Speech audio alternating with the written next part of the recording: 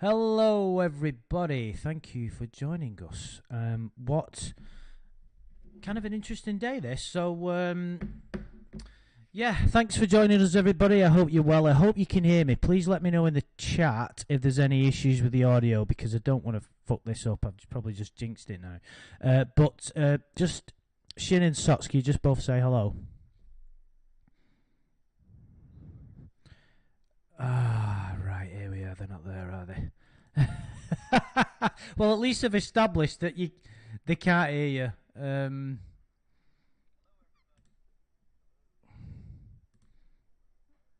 No, you're not on mute. It's my issue. Bear with me, guys. We kind of knew this was going to happen, didn't we? So, right, say hello again, guys. Right, you can hear me, but just confirm you can't hear Socks and Shin, can you?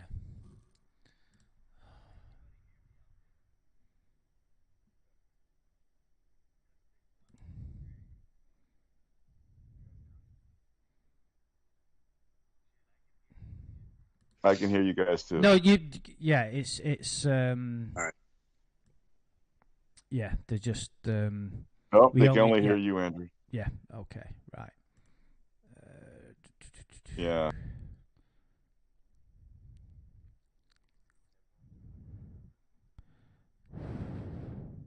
Right, they can hear. Right, you can hear them now, guys. Can you just... Shin is here. It's all good. Right. Okay.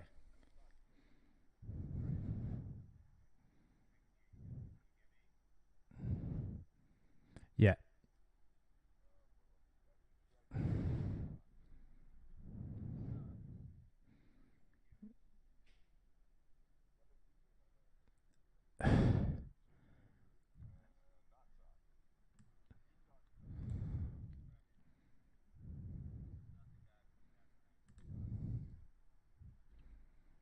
Not Socks. Loud and clear according to Shin and Andrew only. Right, okay. No, can't.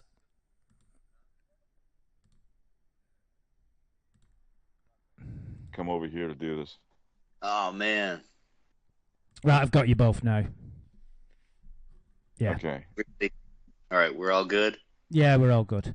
Right, okay, sorry about that, guys, but at least we've managed to sort it, and Anakin. Shin has gone, right? This is so funny. I'm here. Can anybody hear me? Am I gone again? Okay. Right, no, I think we're good. Yes, I think you... Right, brilliant. Thank you, Vex. Okay. That's great. Okay, what you know what I'm going to do when this stream kind of gets live? I'm going to cut out the first few minutes, and then people over listening can sort it out. Just to kind of give myself a bit of an out, even though it isn't. It's these new Bluetooth headphones that I bought, and all the kind of... Anyway, never mind. And I'm going to blame Streamlabs, and I'm going to blame some kind of... Me. Dessert or something. You'll have to give me banana split. Or let's banana split's fault. That's what it is. Because I like banana split for some reason, and I'm going to blame that.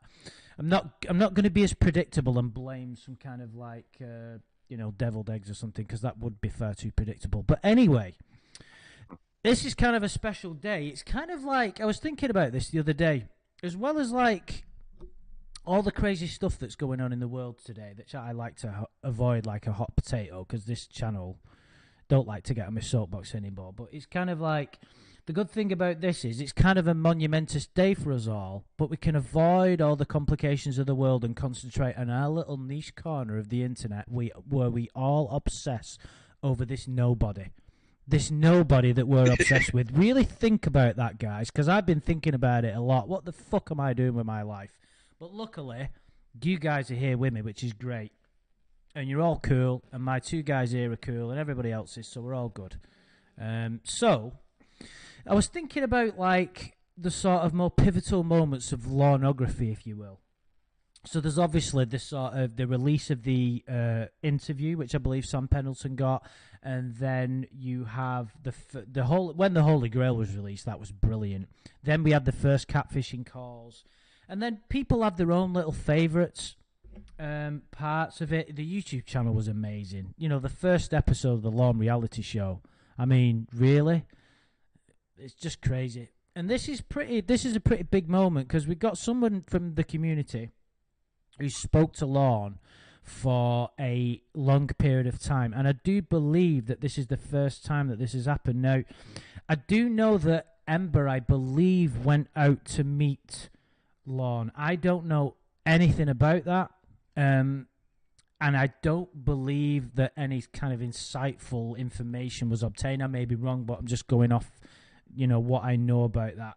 So this is kind of a bit of a this is kind of an interesting day, really. So just to give everybody a little bit of an insight or a bit of background, our friend Socks here, you may remember him. He came to court with me and Shin and Michael and Shin's friend and Mebs, yeah. And we all had a fantastic adventure. It was such a great. I don't like to keep rubbing it in people's faces if to say, "Oh, you weren't there," because it's nothing to get. You know, I'm not going to put it on my fucking headstone or anything. But it was a really fun time, and Socks was kind enough to show me around Boston. Like, he drove me around Boston. He got me a hotel in the room at the Encore Casino, the Monty Burns Casino, and it was a really good adventure. Like, we stayed at the Canaan Motel, and Socks was very kind enough to buy me some mementos. It was amazing, and we had a real good chat. He brought me a little shot down at the hotel before we set off to go to Maine. And he told me about his interest in Lornography. And I, all of a sudden, got... I think it was you, Shin, that told me that... Because you guys have hung out a bit because you're both from the Boston area, and you said... Did you know Socks has spoke to Lorne? I was like, what?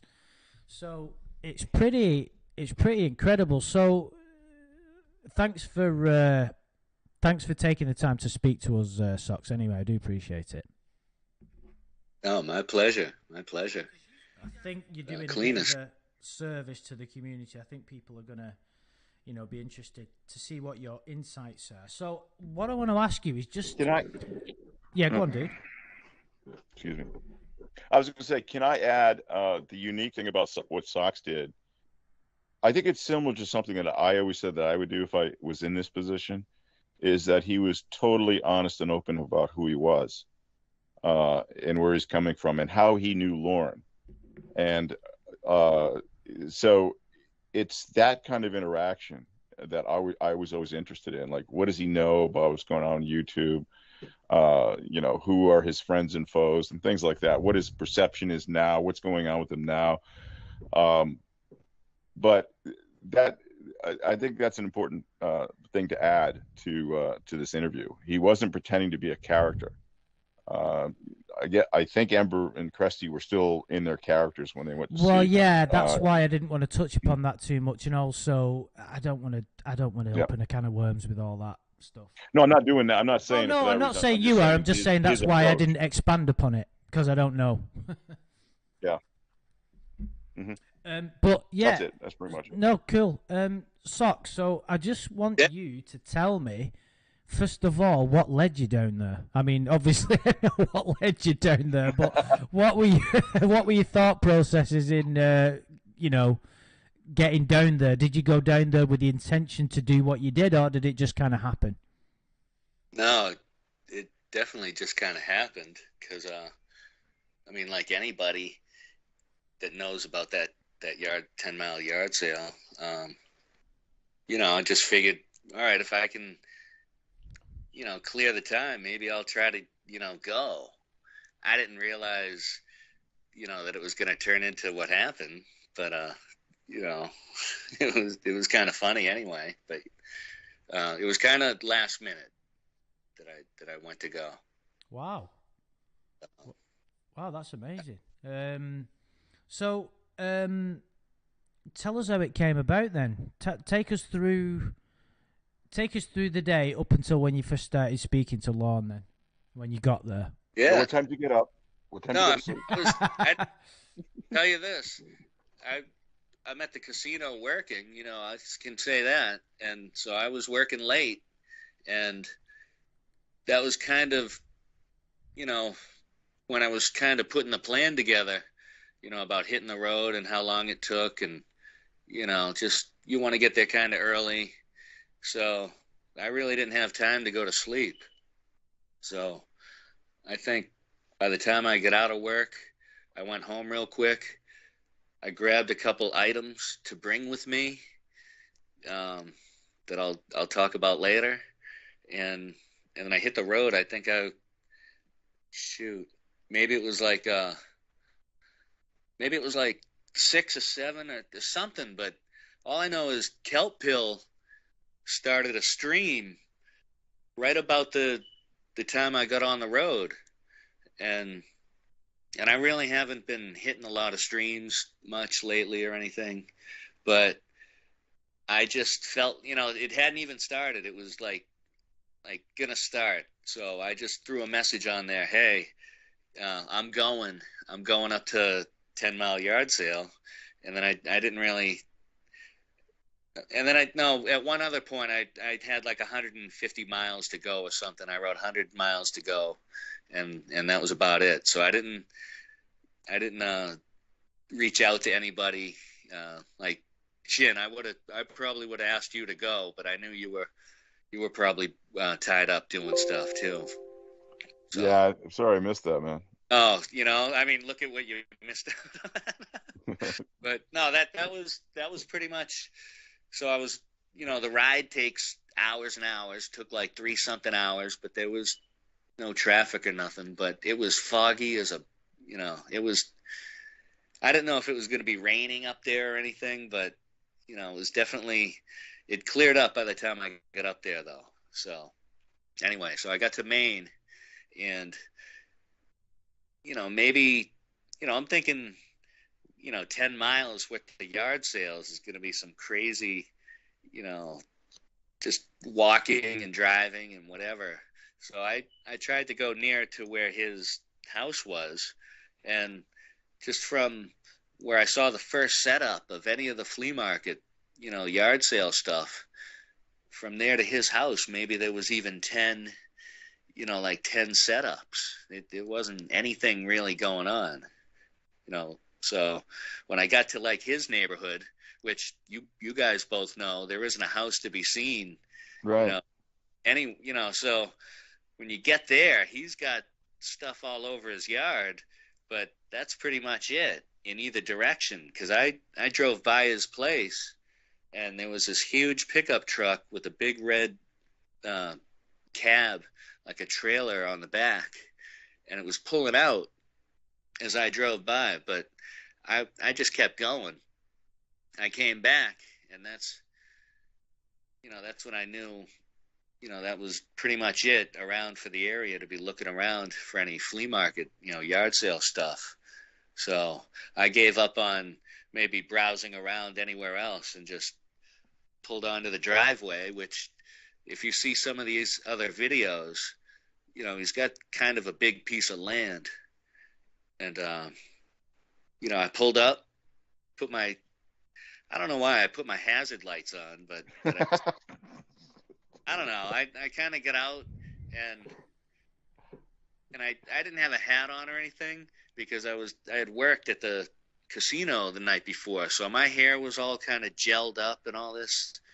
And, you know, I kind of looked like a city slicker to this, you know, I mean, but I had camo shorts on and camo Crocs. And so I kind of, and a friend of mine's construction t-shirt to just throw off, because I had a tank top on underneath, and I just didn't want to walk up like some, you know, assholes. I don't know. So anyway, so he wasn't thrown off by me. I kind of just was looking around at it, you know, all the stuff. You know, there was like 3 different parts to where all the stuff was, you know, like that big, huge chain that everyone, you know, that this fucking thing was so, I mean, I don't know what it was attached to, but he was attached to it. A lot of people wanted to buy that thing, and he wouldn't sell it to anybody. He was trying to make a mailbox with it. There is a really important question that I've got, which I'm sure everybody wants to know more than anything. Did he have his Bluetooth thing sticking out of his ear? He did, and there's a story that goes along with that. There's something I got to tell you that happened with that earpiece. It's fake, and nobody really. It's just a piece of plastic with no electronics in it. No, I know what you're going to say. But Socks, before you get into that, can you describe the exact moment you saw him when you got out of your car and what he was doing? So all right. So the picture of his trailer that you got up there right now, he's done some work to the place. There's like an extra overhang on the end, kind of next to where that SUV is, whatever that is backed in there. That's the journey, bro. That's the journey. All right. Don't you remember that? That's the area that he calls the carport. And it's got like a wooden, half a A-frame thing with a bunch of plastic sheets nailed to it. And he was kind of sitting under that when I saw him. And with this restaurant booth, fast food table with 2 benches attached to it thing, that was where he was hanging out drinking his coffee. And so when I parked the car, I'm way down by the street. I didn't really drive up, and I didn't know what to, it was kind of weird to, at first to do it. But so I get up there, and I kind of walk up to him and say, hey, I don't really let on to anything, but I'm looking around at all the crap. It took about 10 minutes really to browse over this stuff to realize none of it was any good. But there was a mountain bike, right? But there was a mountain bike, and he was like, hey, $20. I'm like, $20? So I got on the thing, and the fucking chain fell off while I was riding it. I mean, I'm like trying to go around like. That's why it was $20, dude. Yeah, no, I realized. Wait a minute, you were riding a bike in Lorne's dirt driveway? Yeah, I was doing around. That is cool, isn't it? I mean, I've been to a lot of flea markets and picking and antiquing and similar things, and it kind of just felt natural to be browsing around, at this stuff. So that part of it, there was like 3 parts to it all. I was kind of just looking around.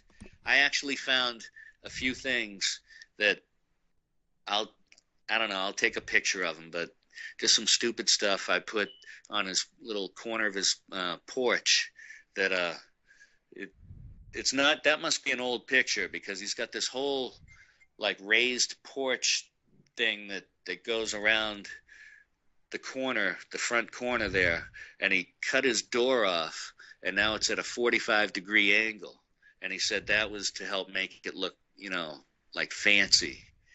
And I'm like, fancy is not anyway. Lorne's version of fancy is very different than ours. I mean, it just looks like the same thing, but the door was chopped off and put back at a 45-degree angle, and that's fancy. Okay. So anyway, so we were sitting there. Well, no, not even sitting there at first. So I was just got those items, and a couple guys, shoppers, whatever you want to, people were kind of buying some dollar stuff off them, and that's when I kind of got my chance. I said, hey, listen, and I kind of broke the ice, and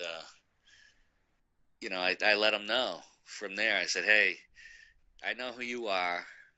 Wow. Can I interject a little bit, Socks? Were you a little bit nervous when you said that? Like, so for instance, it's kind of a risky move, because he might say, what? You're part of the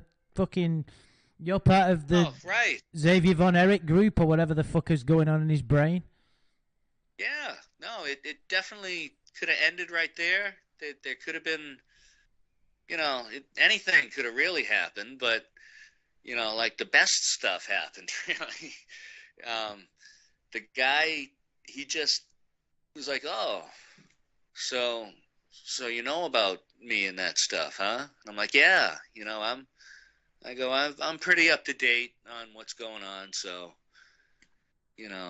and we must have talked for about 20 minutes And in between, though, there was a lot of people showing up to buy stuff. So I would kind of walk away and come back up.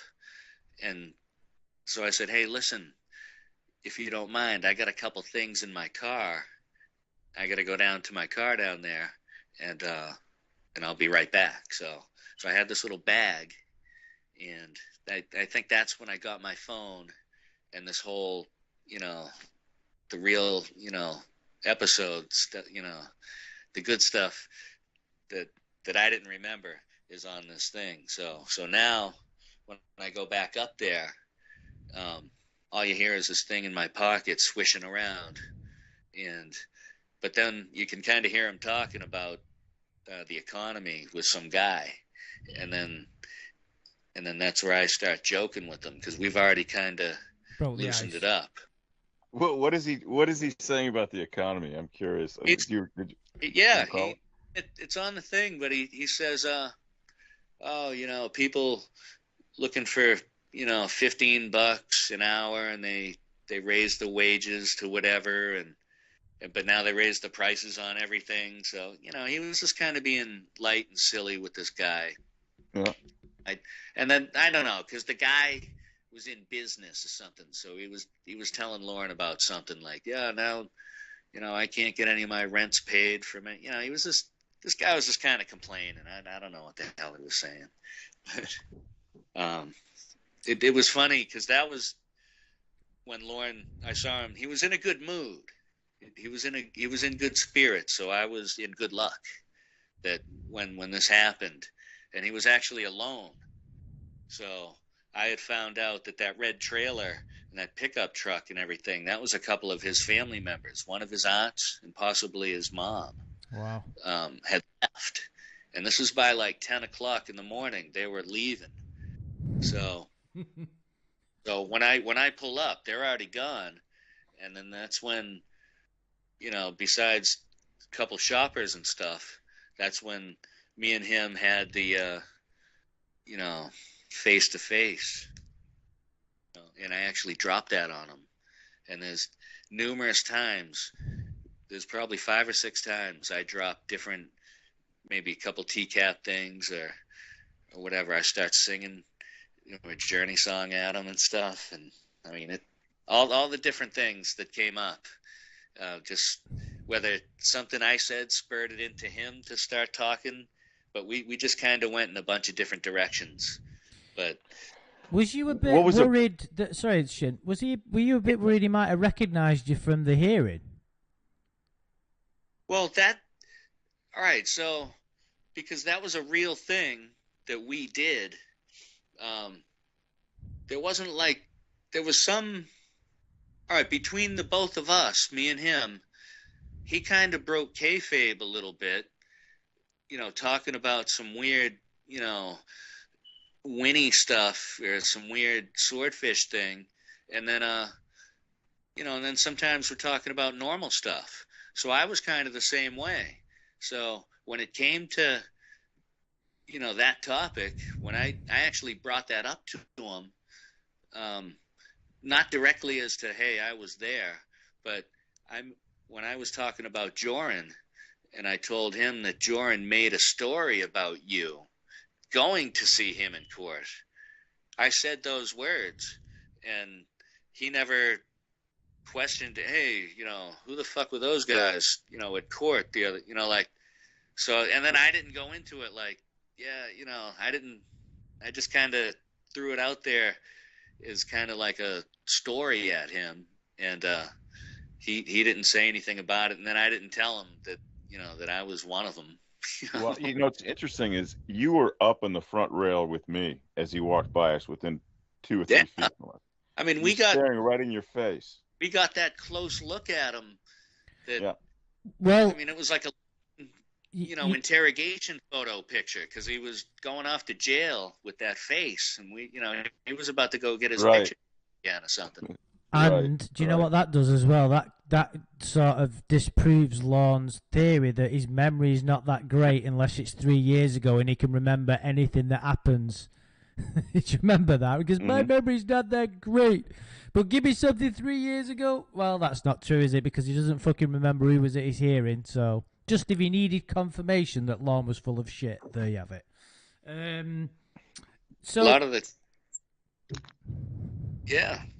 All right, so it's at that point, though, when he's talking to the guy, and I kind of start chiming in. We're just kind of joking around, and then when we start to, when I get to like actually address him, and we're just talking about shit, that's when I pull out my bag here, and I said, "Hey, listen, I have some stuff to give you.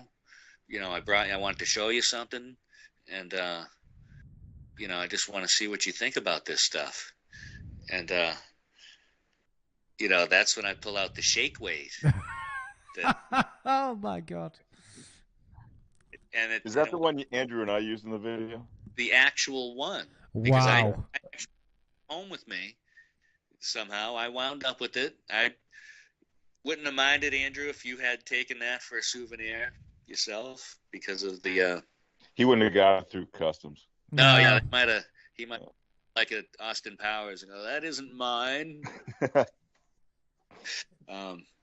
Anyway, so I said, "Hey, listen, I got this, this stuff." No, and there was a couple. I brought him some Dale Earnhardt gear, on behalf of maybe like a peace offering, perhaps from Amanda James, But he starts laughing, like so. I saw happy Lorne. Okay, there wasn't a lot of mad Lorne or angry or drunk Lorne, because he definitely wasn't drunk, and I made sure not to talk about drinking or any of his legal issues too much. So we kind of kept it cool. So as I'm talking to him, he starts like turning red. He was very embarrassed. I mean, he says, "Oh, I'm such a country boy. I never thought anybody would be trying to," he really ate it up that I gave him a couple things. And then I was like, "No, listen, how about if you sign this stuff too?" And it just like probably made his day. So he was having a good time. So right off the bat, it was kind of cool. And well, I think if I may comment, I think you've kind of fed into his ego there, haven't you? Which is a good thing, because we've always had this kind of speculation on how he views the attention. He kind of sees it feeds into his narcissism a little bit. I believe, and I think maybe by you doing that, it's done the same thing. So that gives you more of an opportunity to engage with him, I think. Yeah. I mean, it definitely opened the door, because, maybe like I was saying, he was alone and he was in good spirits. And then I did that, and it really, we got off on the right foot, no doubt, because then that friggin' dirty ass Chevy hat that's in all of his first original cooking videos and stuff, I found one on eBay, a brand new one, and that was one of the things that I brought him, that I was probably just wanted him to sign it or something. And then he just thought I was giving it. He was like, he goes, "Oh, you didn't have to do this." He was that was probably the best, for him right there. He was like, "Oh man." So, I mean, he probably hasn't had a brand new hat in who knows how long. So, I think he was probably happy because people were there. I think he's, if we can put 2 and 2 together, he's pretty lonely. There's lots of people in the area. His family are there.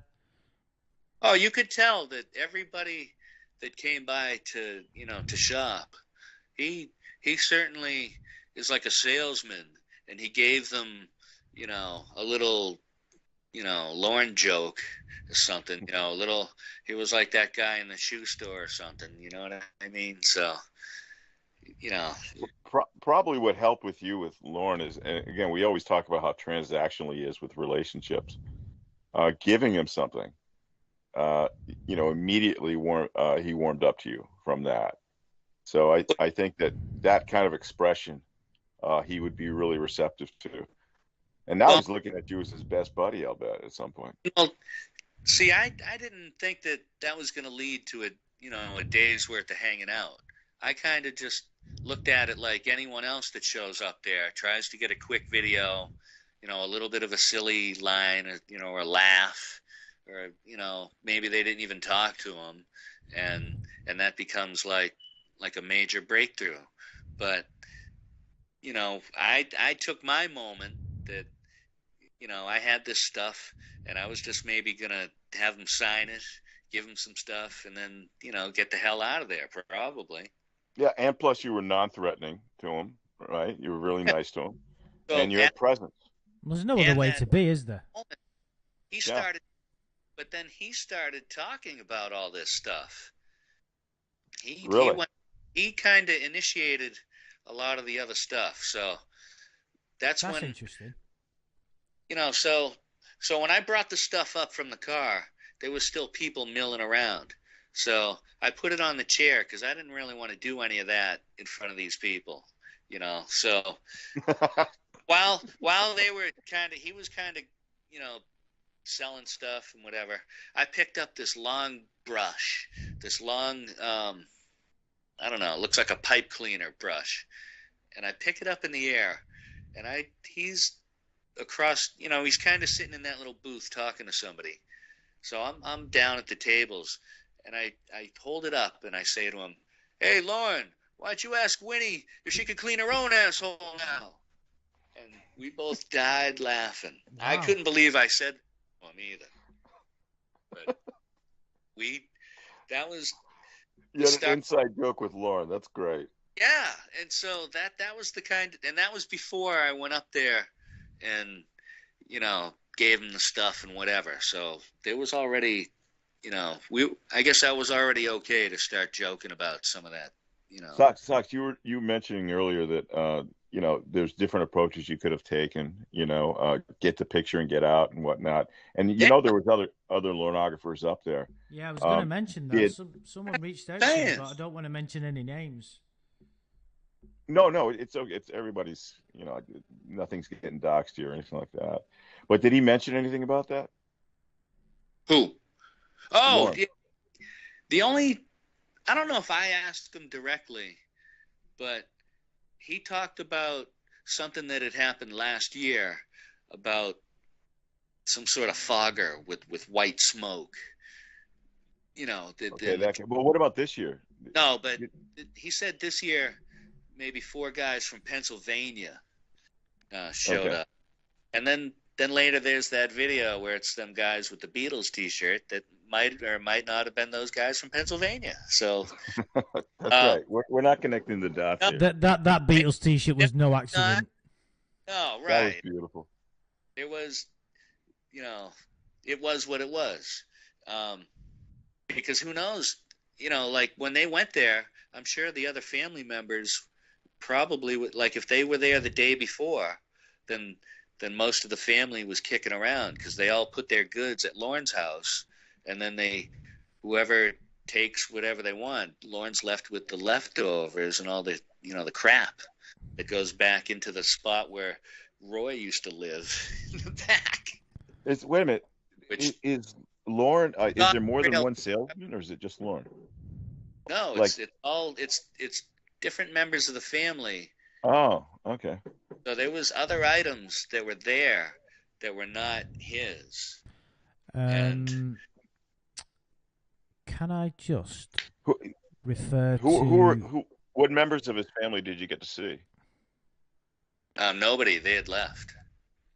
Okay. And he had told came later or anything like that. Told me that I had just missed them, and I'm like, oh man, I thought there was going to be hot dogs. What about Clayton? Oh, there's a big story about Clayton and what he does for a lot of people, and I said, Uncle Clayton's the man, huh? And he says, yeah, he is, and no shit. Later in the day, a guy on this weird motorcycle hybrid turned into a trunk of a car, trunk of a like a 4-door car type of trunk. It was cut off of a back of a car. I keep saying car, but then like the front of a motorcycle, so like a 3-wheeled mobile that this guy is just riding down the front of Lorne's street right down. I'm like, oh shit, that was cool. He goes, yeah, that was Uncle Clayton. I'm like, oh. All right, so I saw Uncle Clayton. Right? Yeah. Uncle Clayton has a handlebar mustache like Raleigh Fingers. That's what I was told. Should have known. That's what I was told. And then I was told he shaved it off. And then that's what I got into mustache talk with Lorne for a little while. Someone just mentioned a question. Lorne Legstrong said, doesn't this violate the Lorne Prime Directive? Now, the Lorne Prime Directive is something kind of me and Shin kind of invented, but Socks never subscribed to that. And also, what I would say is the Prime Directive is like non-interference with regard to catfishing him. I don't think encounters, hey Lorne, how you doing, is a kind of violation of that. Not that many people care. But yeah, interviewing him is all, you can interview alien life form. Well, right? Yeah, you can speak to someone, can't you? You can have a conversation with them and say, hey Lorne, how's the latest catfishing going? I don't know. I think just going there and just pretending to buy stuff, and just doing that is a little, up there with me going there and talking to him. But at least I was talking to him. Well, it's a Prime Directive thing. He told me to screw. He could have definitely. We don't begrudge anybody for going up there being a character or anything like that. That's not it. It's but people had mentioned wondering whether we had violated our own Prime Directive. That's why we answered that. Yeah. Yeah, no, I mean, I don't think so. No, it's about as much as us going up to court to see him. Well, that he was happy in the end. So if you think you may have violated yours, it didn't violate anything with him. So no. Well, even the catfishing doesn't violate anything with him because he doesn't know. But no, of course, it's a different. Maybe we can talk about that another time. But same ideas that are presented in a lot of the phone calls are the same sort of things that are still swimming around in his head, because he came out with a lot of this stuff verbatim. I'll just say that. A lot of the ideas, names. I mean, just bring something up, and I'll. Winnie, is Winnie real in his mind? See, that's where he went back and forth. He would tell me that was a voiced character, but then he would tell me, how Winnie, gave him gifts, and Winnie, Winnie, other relationships that she had, and the origin of Winnie, I find out about, just different. Yeah, I mean, it was like in and out of kayfabe with him. Who was definitely bogus to him? Was there any character he just truly didn't believe? Will and Jamie right now are not his. No, the robot. He kind of puts it together in a way that you haven't heard him put it together. Like the way that we know it, he's kind of generally glossing around that because of the other people that aren't involved anymore. He's kind of now left with, whoever's there, and he's kind of figuring out why he can't, voices aren't heard that should be there, first. So that's why I didn't say the word robot voice to him when I was talking about. Of course not. In the form that I, like a lot of the stuff I was, in the privy, if, anybody that's, been in the dump or listening to the last couple of years of the, the post-COVID calls, any of that stuff, I don't know what he knows is really out there. So when he's, talking about some of that stuff, I was just kind of letting him go with it because some of the more specific things about it that we know, I don't know if he knows that we know him. So. Speaking of which, you said some of the stuff he may or may not know about. What is his familiarity with YouTube and all the content about him? Is he familiar with it? He's still locked out of it. Okay. And I almost offered to maybe open up, and try to have him recover his password on my phone. It would. I feel like getting a flight over just to do that. Huh? I mean, but then that would have ended the recording. So, that's. I think we could have coped with that if he could have had his YouTube back. That would have been so, but not that that's not possible for the future. But anyway, all right, Chin, what the hell were you saying? Let's take it from the beginning in terms of his catfish world. What were his thoughts about the Ramona saga? Wait a minute. Oh, real quick about what he knows about current YouTube is he thinks that somebody can get a notification that whenever something about him is posted, they'll find out. Part of our talk. Is he taking down channels? Is he flagging them? Is he doing anything like that? He didn't go as far as Vince, but he was like convinced that Emma had something where she knew stuff was popping up about maybe when she was, playing as helper, things like that. But so then he says, well, probation also has something. So whenever something comes up, and then he says, because they're on me for stuff that happened 3 years ago. So they're really, on top of this. They're 3 years behind, and that's being on top of stuff. Yeah, I was going to say they haven't even caught up yet. I'm like, so probation must be subscribed to everyone's channel. That's the notifications they're getting. That's all they do. They consume all this, Lornography. They can't get enough. So he says that is like, maybe his pseudo warning out there. I like when he's talking to me about people recording him, and it's like being on the phone call with them, and he's saying, "Don't be recording me," and there it is. So right. So that's kind of where he was with that. Where does he stand to this day when it comes to catfishing in terms of will probation? Are they going zero tolerance with him on this thing? What's going on with him in that area? As far as catfishing now, I tried to ask him. All right, so Jamie Amy's the latest one, I presume. Is that correct? Yeah. That and Casey. Yeah. Yeah. So, I tried to ask him about that, and I'm not clear because a lot of the stuff just goes in circles the same way, that we all know it does. He can't give real definite answers on some of the stuff I tried to pin him on. But he wouldn't bring up, the pertinent topics about it. So I'd ask him, all right, I asked him about Rhoda, right?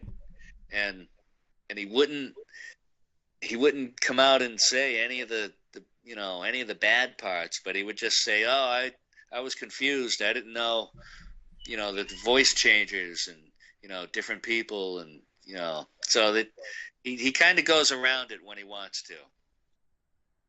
So I guess if you could listen to the footage, then maybe, if once it, gets out there to everybody, then, I think they could figure it out.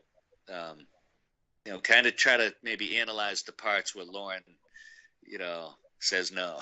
Well, it's not surprising that he's a bit confused on the whole thing because so am I. I've no idea who's who and what's what and which incarnation of Casey is speaking to now because that's the 10th incarnation of Kayla. So it's no fucking wonder he's a bit mixed up. No, I was getting it wrong like with him. I kept saying Debbie was acting like this, and and I almost wanted to say Tiffany, and and he kept saying no, she was Casey, and oh Jesus, and then Casey was playing Winnie, and Winnie was playing Casey. He just kept swirling around at the same time. So I just tried to kind of get a few. There was some stuff that I wasn't clear about, just in Lornography in general, that I felt like was funny to just say to him or whatever. But as far as today's catfish, he's probably open to it. Let me ask: if it doesn't appear he's being catfished right now, he's wearing the Bluetooth, right? He's wearing what's the Bluetooth. What's the story about that then? Because we missed that from the beginning. Is he talking to somebody? What's going on with that? Why does he have it in his ear? The Bluetooth. All right. So while we were together, he said his phone had gone off like 5 times, and he didn't pick up the call. So whatever hanging around we were doing was better than the phone calls or whatever he was missing out on. So he didn't ever pick up a call in front of me. But I noticed that by sitting as close to him as I was that there was like this, like constant, like radio. It sounded like AM radio buzz or something, some chatter. Some transmission, yeah. Yeah, I'm like, there was nothing going on, but, we're just sitting there, and I'm like, Lorne, what is that? Oh, that, and he points to the earpiece, and he says, oh, this is like a network, or this is, man, it was like an open chat line having to do with his probation. So right. All those things, for the more serious parts of his legal stuff, this is some sort of, anonymous, worldwide, open phone line that he can tap into whenever he feels the need to start kind of openly talking about, that kind of stuff that might go on in his meetings, those classes that he takes. So that was kind of a strange revelation. Wait, I don't quite understand. No, like his rape class, if you right. say. So right. whatever like closed door talking they do, he's kind of this virtual setup going on his earpiece. What? I've never heard. I don't know about it, but this is kind of how he described it to me, is that he's on mute and he can hear anyone that's talking, and this thing was going on all day, really. And this was a weekend day, right? This was on Sunday.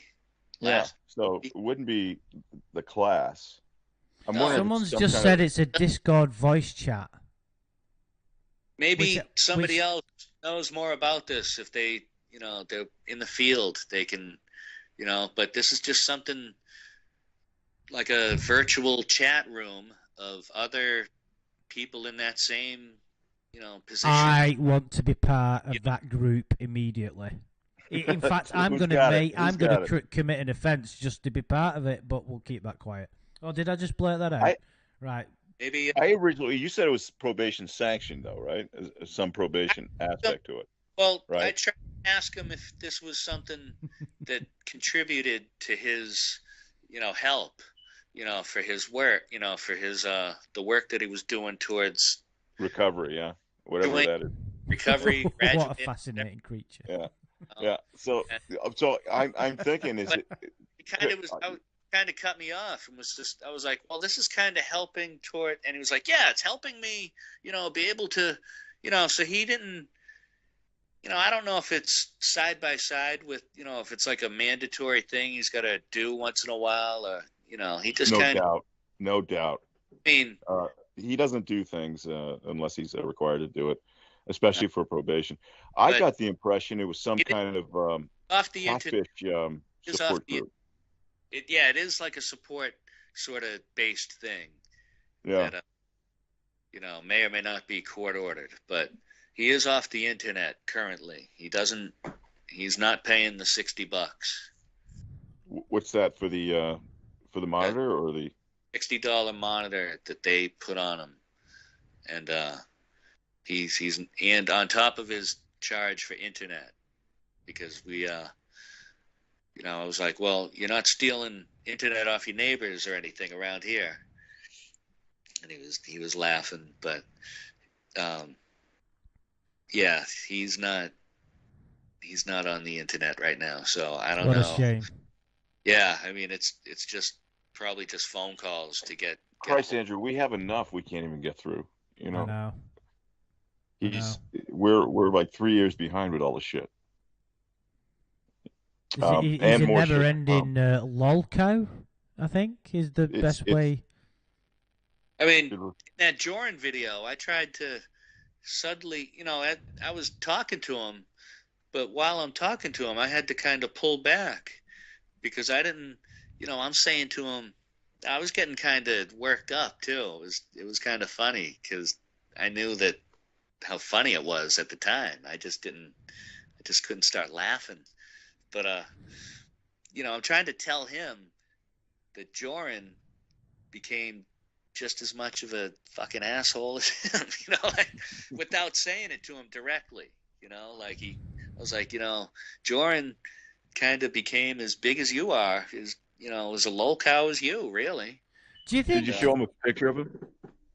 No, again, I didn't want to introduce my phone into the whole thing at all. Yeah. Oh, that's right. You had it. You were recording in your shorts. That was part of the mission. Yeah.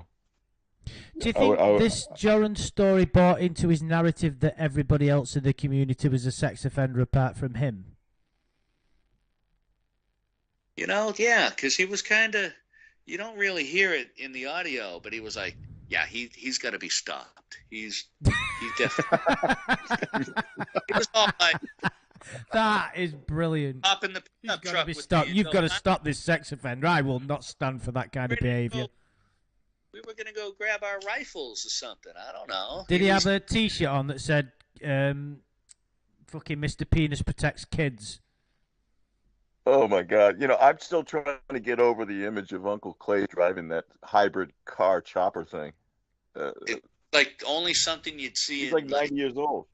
Or Florida or something. This thing, I don't even know how it was street legal.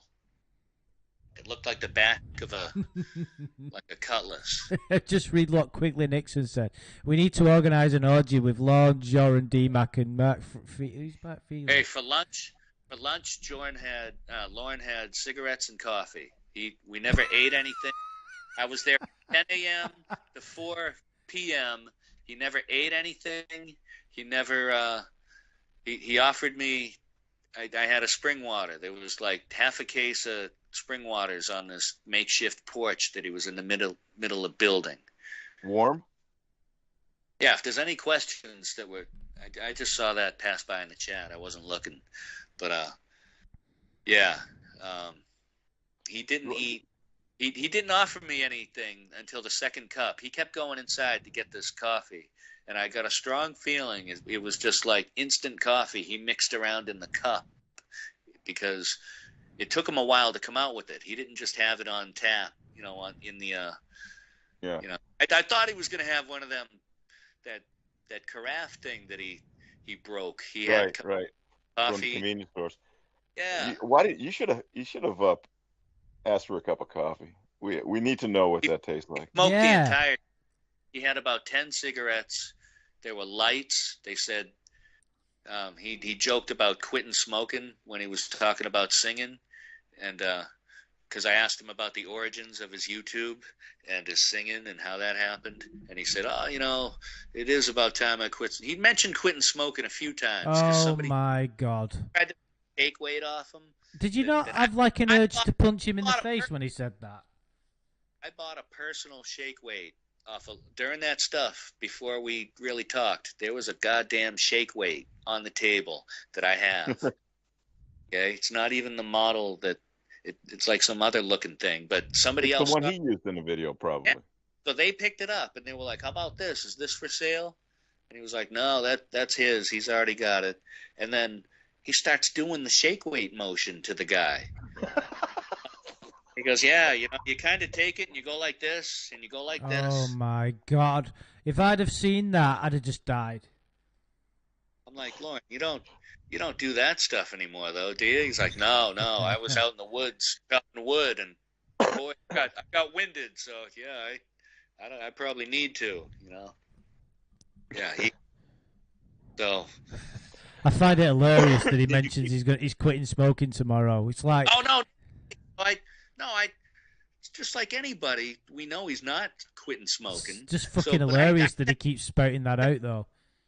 But would he light up like a cigarette that was just a butt, as opposed to a whole cigarette? Would he relight something? Yeah, was he that bad? But I looked right and I said, Lorne, you ain't fucking quitting smoking. What? Just like that. Right at him. And that was a bunch of laughter. So then all the swishy noises in the pocket, all the static feedback starts happening. Well, everybody wants to know what he smells like, dude. Oh man. Yeah, it just smells like if we were like inside a barn and all this was happening with no fresh air, that was kind of the, it wasn't like pine tree, fresh scent, it was kind of like old country, dirty bullshit just hanging around. How close did you get to him? How close? I mean. Oh, we shook hands a couple times. Okay. At least 3 times we shook hands. I mean, I went in his backyard. He offered to let me go in his house to use the bathroom. Score. Oh. And as, I wasn't even sure how to get up onto the porch. This thing was totally unfinished the way he had it built. Like, it was set up so wherever he was sitting, he had the best way to get up there. There was all this crap in the way. And, so I didn't get to go. Somebody came to buy something, interrupted us, and he just pointed over in the side of his driveway towards the Roy shed, which is, all right, so he says, yeah, over there, and I'm like, oh, okay. And I'm like, hey, what's that? Is that your truck? He goes, yeah. He's got the front end of an 18-wheeler parked at his house. He's driving 18-wheelers right now. From work? Yeah, yeah, a work truck. But I'm like, holy shit. So I'm like, that's your fucking work truck? He's like, yeah. Big, Mack truck looking thing. He probably drives that to buy cigarettes. Yeah, no, but in front of that, he's got a Chevy 2-door pickup with like the mini cab in the back. It's not a full 4-door pickup, but this thing was bumming. This truck was bumming. But I got to look inside it too, because later on I have a story. I mean, he sent me over there to get this extension cord out of it. He had an extension cord rolled up on the front seat with all this crap. And oh my God. Yeah, I mean, we just did all kinds of stuff. So he sent me. I didn't get to use the bathroom. I ran past the truck, and I was next to Roy's shed, which I should have peeked into. Later, I found out that was Roy's shed. I didn't really know that was his at the time.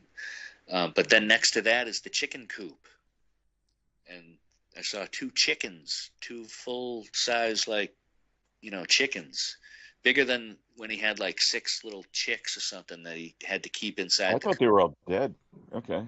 He's got 2 left, and there's a whole chicken story that he tells one of the, shoppers. Some old guy comes up, and then this guy's telling Lorne how many chickens he's got. So they're trading chicken tales, and I'm just sitting there kind of laughing. Lorne tells the story. All right, so Lorne's like, oh yeah. So the guy walks up and says, hey, you got any chicken wire? And Lorne's like, no. And I'm sitting there, and I'm like, he's got chickens though. He goes, oh, you do? And he's like, yeah, I got 2. And so then they start talking, and Lorne tells him, yeah, I had 6. And one of them, a raccoon came, reached under the fence, and ate him or did whatever. And the other one stood there and had a heart attack and died. I think he's told this story to somebody. It sounded a little familiar. He might have told Kelp Hill in one of them calls or somebody. It's like he actually saw it happen. It's funny. Yeah. So, there was a chicken story. I may have gotten Roscoe and Sadie in the picture. I did like a quick little 360, in the backyard. There was a huge.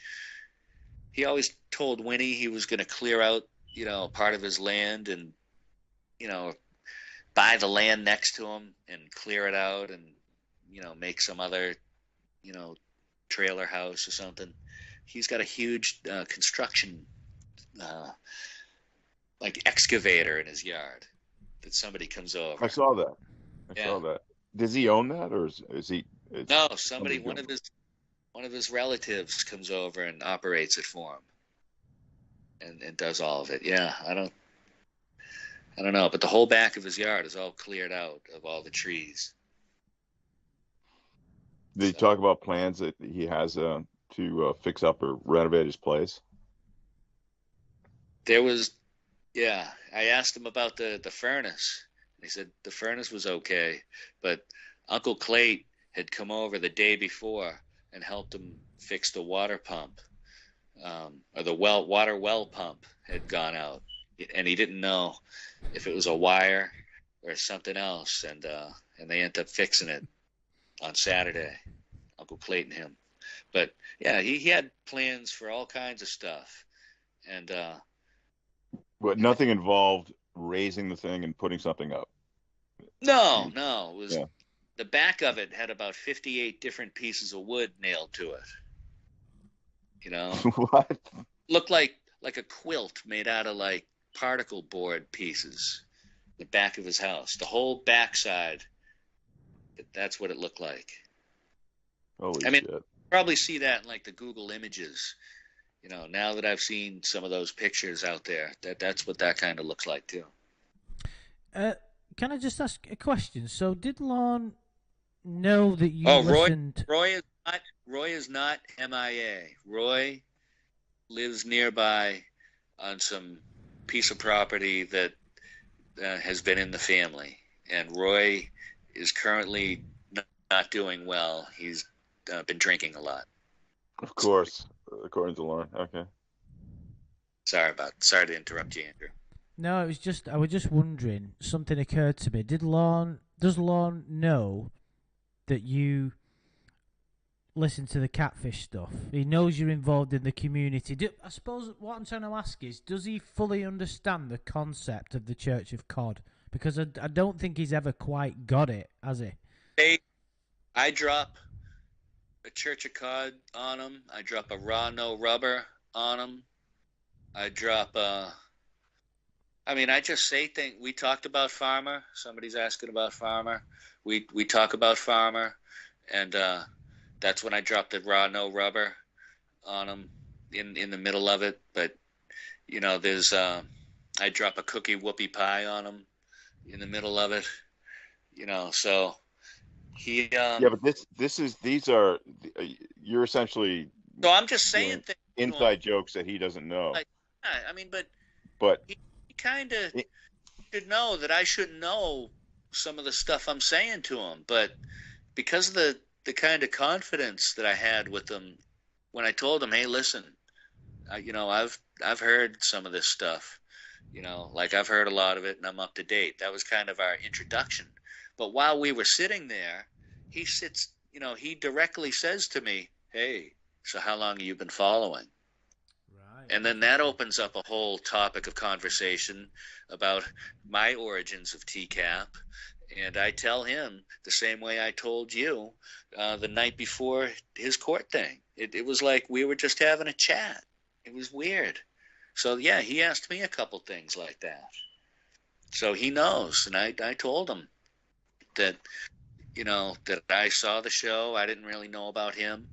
And then, I was around Fort Myers, so I even knew a little bit more, behind the show. So that was an interesting angle. And then going forward, YouTube and all that stuff.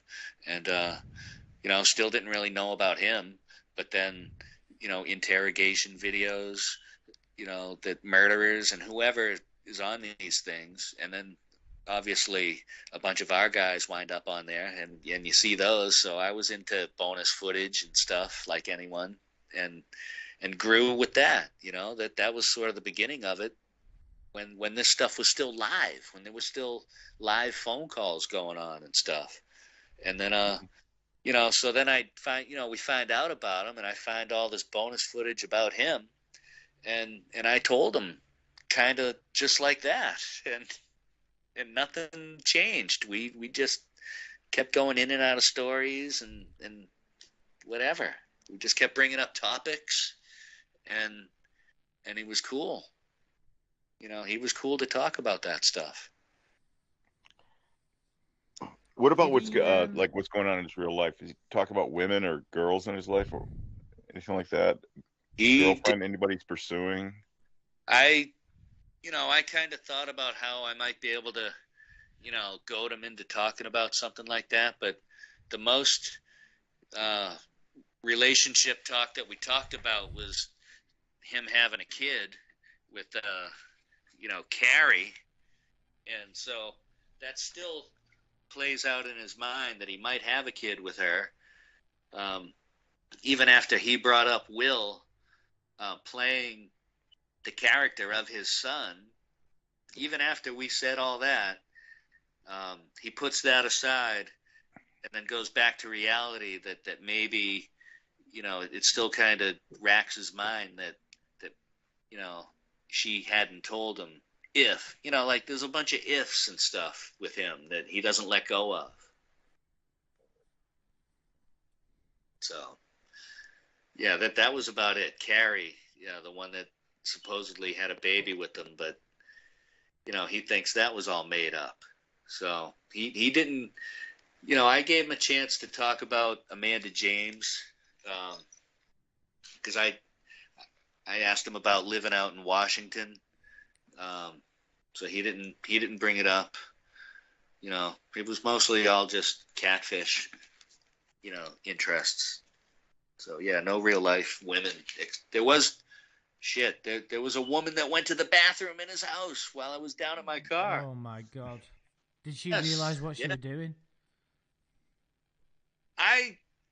As I'm way down there, I'm like, this could go really, like, how is a woman going to go in the so-called bathroom of Lorne and not be freaked out or not have it be so terrible? Like, women especially,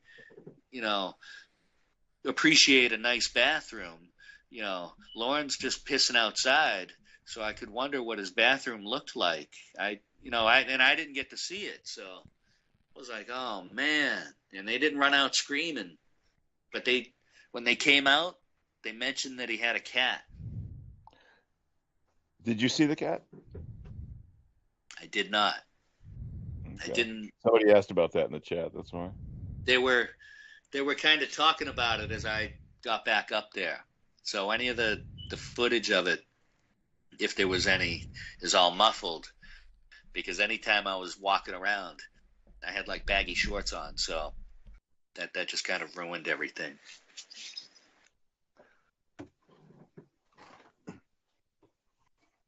So you got the impression that Lorne knew all this stuff, now knows that all the catfish is pretty fake. But you said he vacillates sometimes, talking as if they're real people. So that's something that he knew already. And I'm assuming, do you get the idea of where he got that information? Did he talk about his relationship with probation, how they always were trying to sit him down and say, dude, these people aren't real? Anything like that? Oh, well, he talked about probation a couple different times. He talked about each individual. A lot of the names that we've heard over, maybe the 3 or 4 of them that we know about, and then other people. I even asked him about the guy that had the funny hair that I said was looking at him. You know, like I tried to joke around with him about that, and he thinks that they're screwing him still because of the stuff that happens on YouTube. Right. He's still blaming it.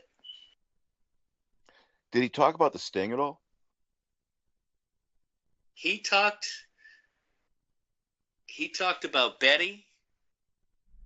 We talked about kind of some detail. What did he say? What did he say about Betty? All right, so about how the job went. Oh. Had Tony Farmer and his brother Paul were two people involved in this. Maybe their fault. But there was Paul and Tony. I know there's a few different Pauls in his group, but this was Tony Farmer. So he had given them money ahead of time. So Lorne's blaming it on the dead person. That's convenient. Yeah. Well, we went into a big Tony Farmer talk, but in this part of Tony is regarding to Betty. So he gave a lot of money out, and the job didn't get done. Along with that, a neighbor that he names that kind of interfered, he would say, told Betty to buy some stuff for the roof that was too small. So now Lorne says they've put the roof up on Betty's house at least 3 times, and it was short on both ends by an inch, and it was the fault of the neighbor that came and interfered and had Betty buy all this material. So he's putting that into the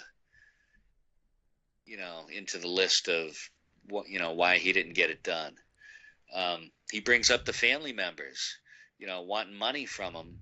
He doesn't specifically talk about any of the mac and cheese or the meatballs or any Christmas gifts, which I wanted to kind of throw a few in there on him, but he just generally describes that stuff and says that he would, feel like, the pressure was mounting. So the Betty job went bad. The family members were all kind of had their claws into him for money. So he had a DUI crashing into the house. He told me about.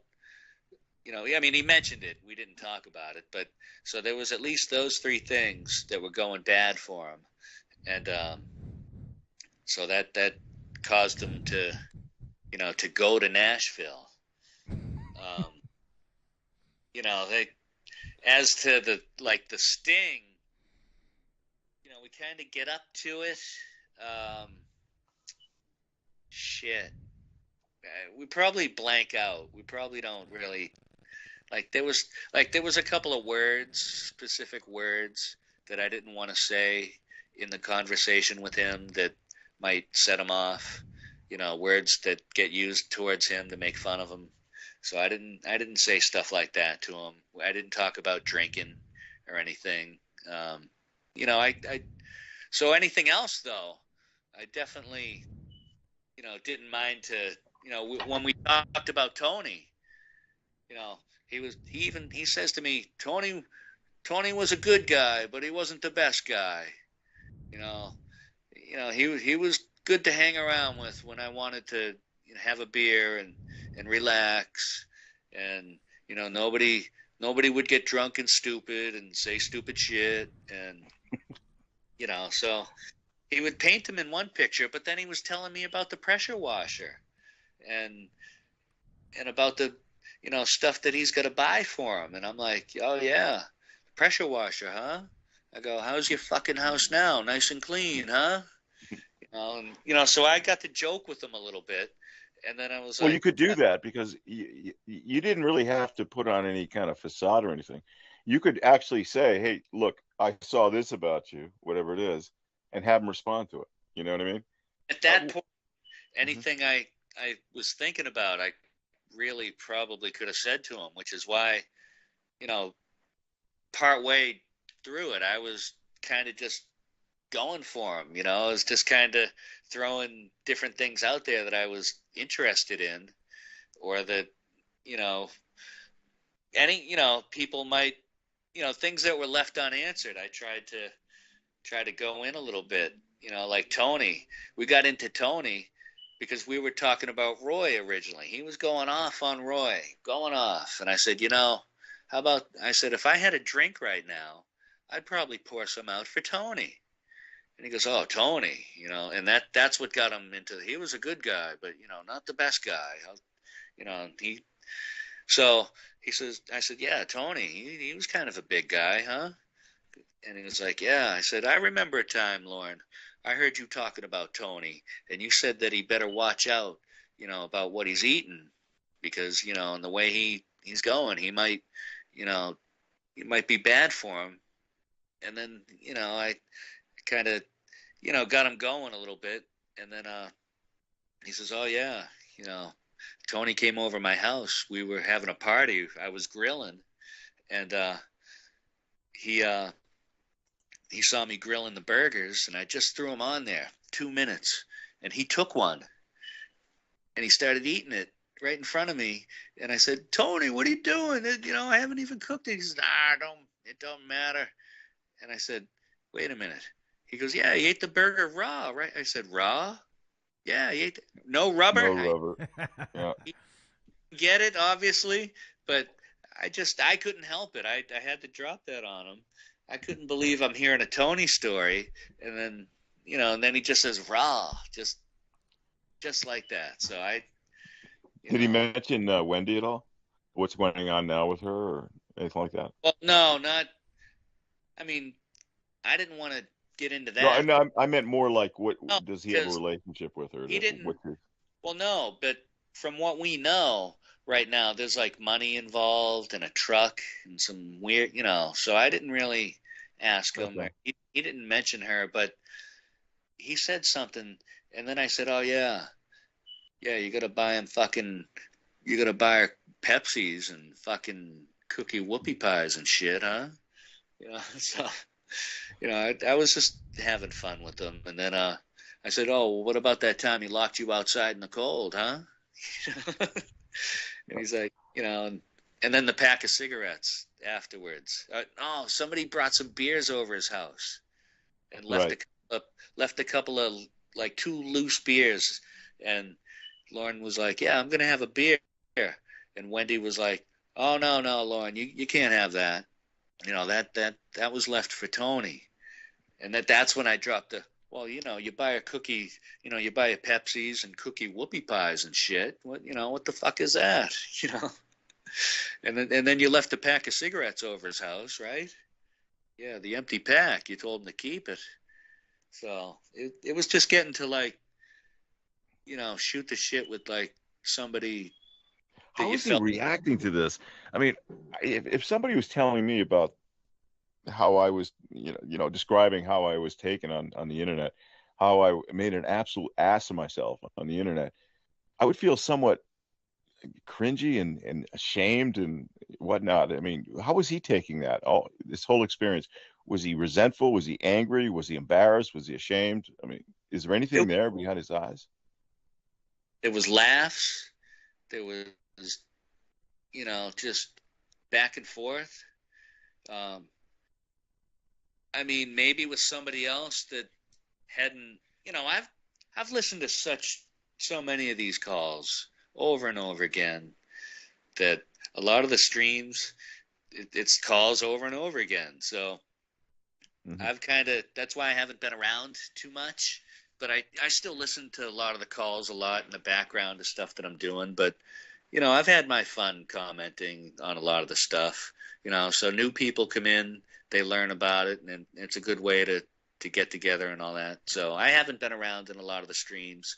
So a lot of the new people that are out there that are wondering, how I'm just diving in like this. No, but did he ever express any? I'm wondering, did he ever express any regret, or why was I so stupid to do that, or I can't believe I got all this shit out on me that because I was such an idiot. do you ever say anything like that or react in any way like that? I mean, yeah, there was reflections. He would say things like, wow, I never thought it would ever get like this. I never, I just wanted to be a country singer.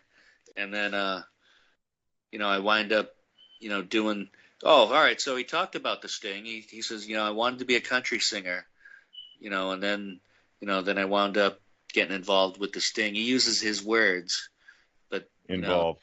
Yeah.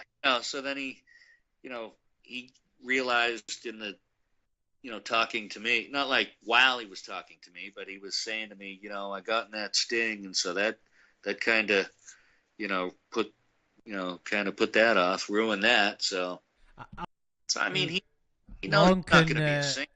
Lorne can justify him not making it in country music. Nothing to do with his lack of talent or anything. It's purely because he got involved in a Sting. I find that brilliant. Yeah, he actually talked about.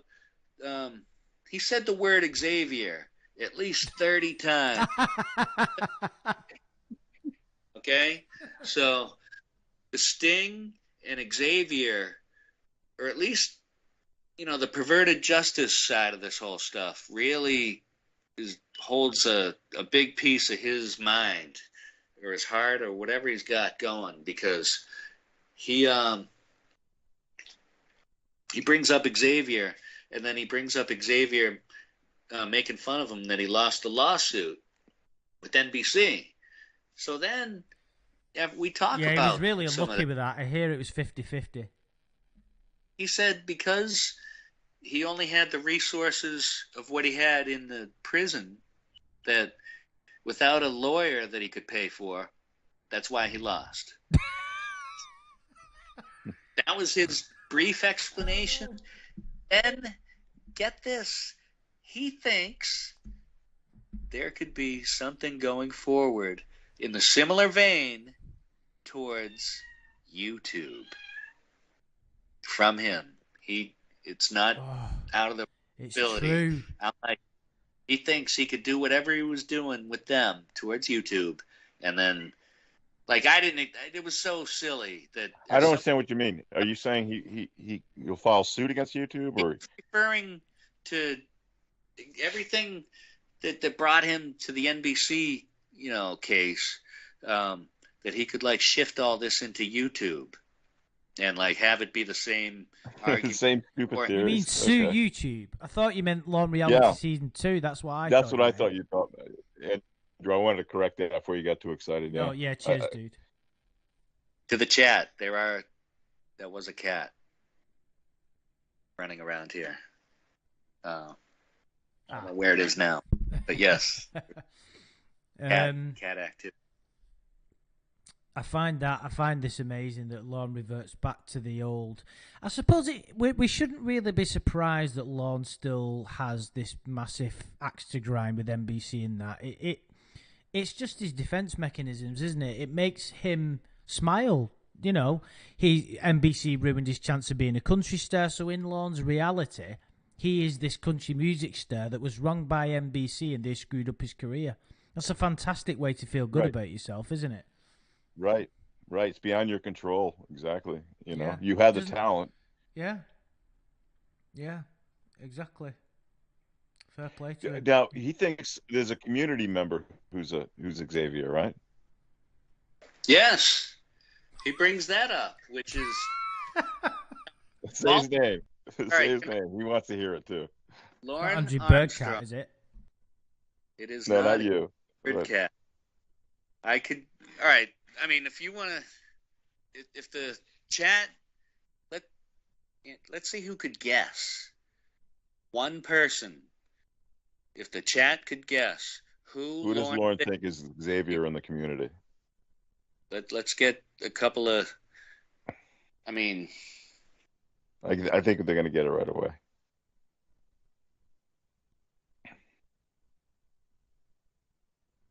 What do they think?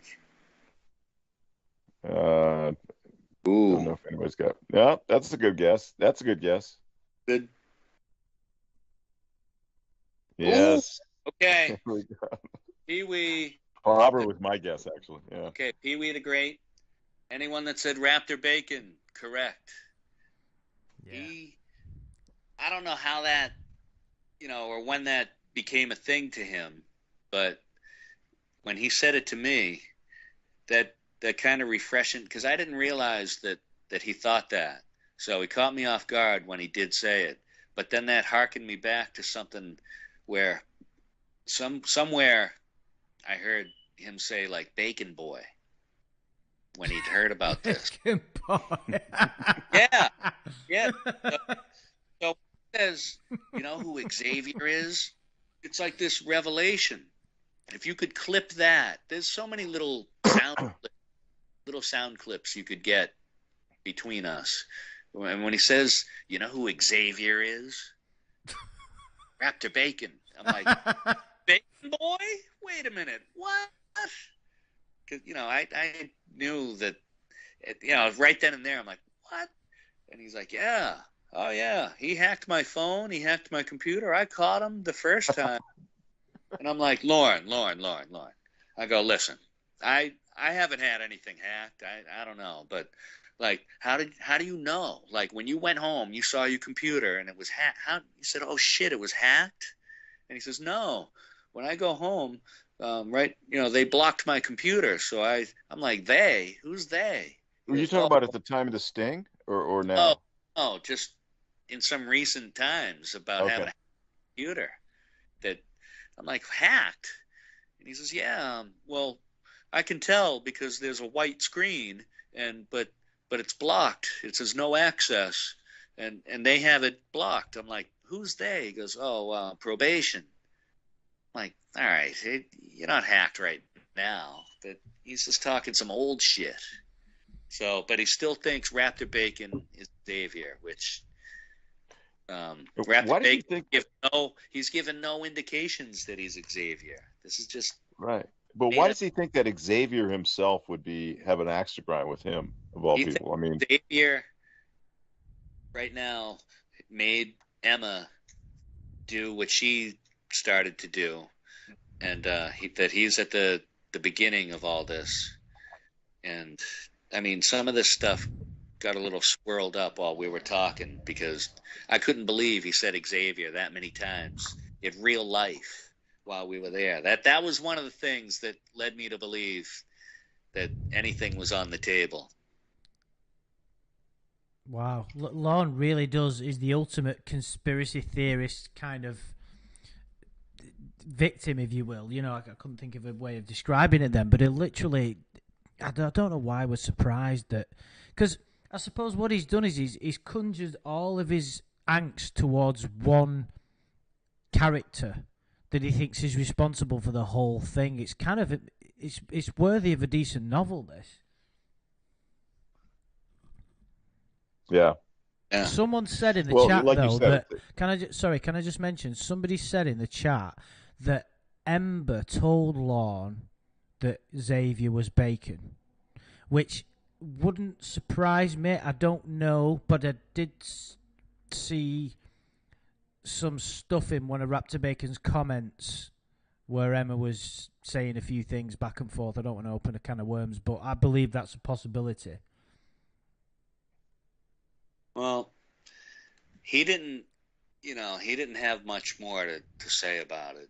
You can encourage him a little bit. It just led into all this other stuff. Yeah.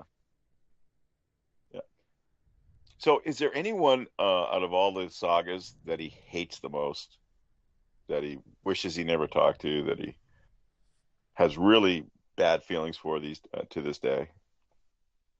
He does not like Dan. Still doesn't like Dan. And what did Dan do to him? The most I could get from him is that Dan was weird. He just really, like, none of the stuff, out of anyone to hate. I mean, he didn't particularly, obviously he doesn't like Winnie. I mean, he doesn't like Emma or Ramona, because of the way things went to him. But, who knows how it was ever left between him and Dan. But he just he thought he was all right. He said, when Lorne talks about being in shape, it was told to him that Dan was, hurt himself on a ladder doing some sort of weird exercise of push-ups, like in a call or something, that he, to kind of make himself, appear to be athletic or something. So Lorne, when he saw him, he was like, yeah, he wasn't, he wasn't in shape at all. He was, Lorne ragged on Dan a lot. We'll leave it at that. Okay. Yeah, he just made fun of him. Okay. And as to that, I mean, everything else was kind of like the silly stuff that he says to people. But when we were talking about Dan, I said, yeah, he was kind of used against you, and stuff. And, yeah, so he just didn't believe a lot of the stuff. But then I got to say to him, yeah, I said, Dan, he's our man. And then I said, I messed it up, the 8 inches line. I said something else. I was like, yeah, I got 9 inches of cock, huh? And I said chicken tenders to him. I said, oh yeah, chicken tenders. So that was kind of funny because I knew how much he didn't like Dan. So there's that. Yeah. How did you find communicating with him? Because you spoke to him for a long time there. How did you find the experience of holding a conversation with him? I mean, or trying to. It's kind of natural or easy. It didn't. I wasn't nervous. But he was obviously, he was nice to everybody that showed up, and he was nice to me when I got there.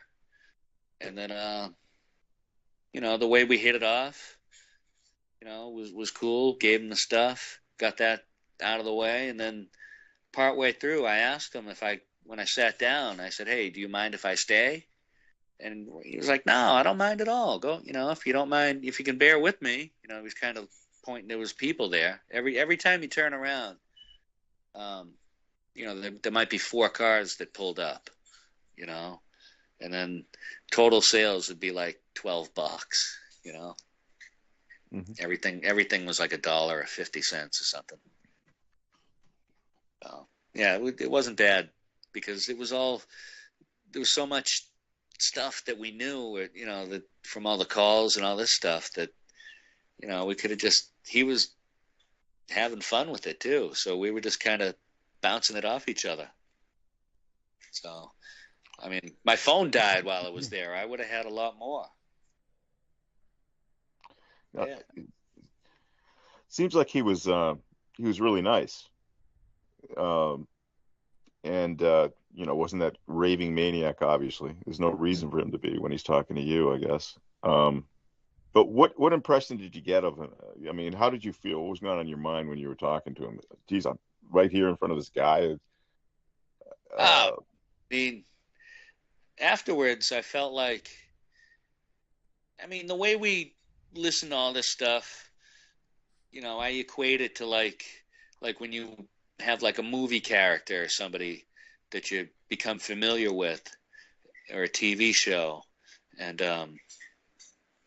getting to interact with them was almost like a meet and greet in a way. If it had only been for a couple of minutes, I would have gave him that stuff.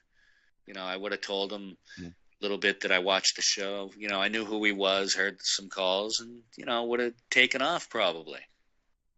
The fact that right after that, I was able to just stay. Then that turned into 6 hours. Yeah. Wow. That was so. It was like 3 parts. I got there. I was kind of looking around, browsing like anybody. Just there was these weird like old 3D glasses from some TV thing. So I put them on, and I looked at them. And he was like, oh, those look good on you. Just little, there was some empty Altoid containers in a box. And I kind of pick one up. I'm shaking it around, inferring that maybe there's something good inside it. And there was nothing in any of them. And he goes, "Oh no." Wait a minute. He's selling packaging of things. Okay. Altoid, yeah. So I'm like, "Oh." He goes, "Oh yeah, just a bunch of Altoid empty box." I'm like, "Yeah, for all them loose Altoids I got. Now I got a place to keep them." Like so. And then there was, all right. My car that I had parked way down there had the hazard lights on. I told you. Mm-hmm. My car, when I went down there, I went to either get my vape or something like that. I went down to my car. My car was dead. My car had died in his driveway. And it's a hybrid. And I had never. Like the beginning of a horror movie, man. Yeah, my car had never died Taken before. Abroad, part 2, this. Yeah, like some Stephen King shit. So I'm like sitting there. I don't know, maybe it was like 2:00, and my car is dead as shit. And my phone was like less than 10%. So I ask him, I get the wire out of my car and ask him if he's got a plug. He's got this little plug, and he points me and he's got this extension cord that's just rolled up on the ground that's live right down where we're sitting. So I plug it in and I plug my phone in, and so now I'm at least all right with that. But I've never charged up this hybrid car and wasn't sure if he had a way to do it there, or I didn't know if I needed a tow truck or anything. This is kind of weird. So I say, "Oh, look, there was this battery pack next to the spring water bottles where we were sitting at on the porch." And I'm like, "Hey, how about that thing?" And this thing had sawdust all over it. So I didn't think it was going to work. He grabs a random AC adapter pack out of this box that had about 20 or 30 of them in it, pulls it out, plugs it into the back of this little battery pack, plugs that into the wire on the ground. The thing works. I'm like, holy shit. So then he says, "Yeah, if you go over to my truck and get an extension cord out of it and bring it over here, and you can run this pack down to your car." We plug that in. The whole thing, I mean, it's like 100 to 200 feet away, maybe. The whole thing got exactly right to my car, which was the craziest thing. So I'm trying to, mess around with it. I find, the terminals and everything, but this battery pack is friggin', it's dead. But it's powered on, but it has no juice in it. And the way we had it set up, it was going to take a long time to get it done. So I wasn't able to, to get the thing going. But meanwhile, he's on the phone calling somebody on my behalf to ask him about, something about to do with charging the car up. So he was, I'll give him that. He knew I was screwed. And, he was trying to call somebody about it, which I thought was nice. And, so we figure out that this pack ain't going to work. He goes into the 18-wheeler rig that he's got, gets jumper cables, gets into his pickup truck, drives that down to my car, and we hook up the wires onto my, we go to jumpstart it.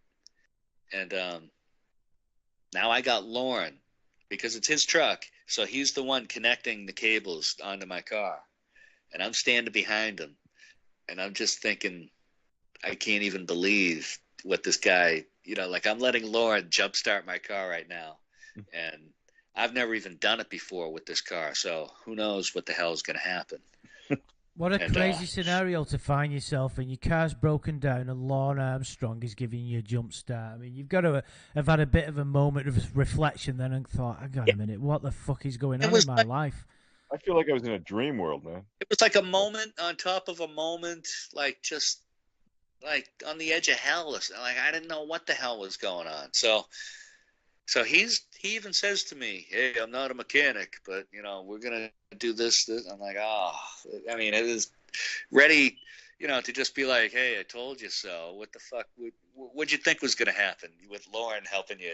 But so I'm in the car trying to push the button with the key. There's all this weird shit you got to do, and he's out there holding the clamps onto the battery. Like it was like two guys fixing a car.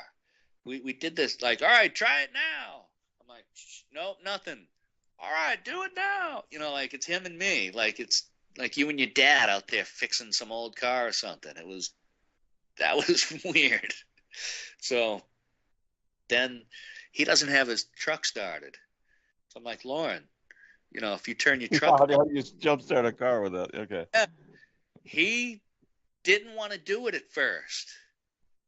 He says, no, the juice from the battery is good enough to do this, okay? And I'm like, how it works, man. So at that moment, that was the one time where I was like, no, Lorne, just why don't you start it up and then we'll try it. How about that?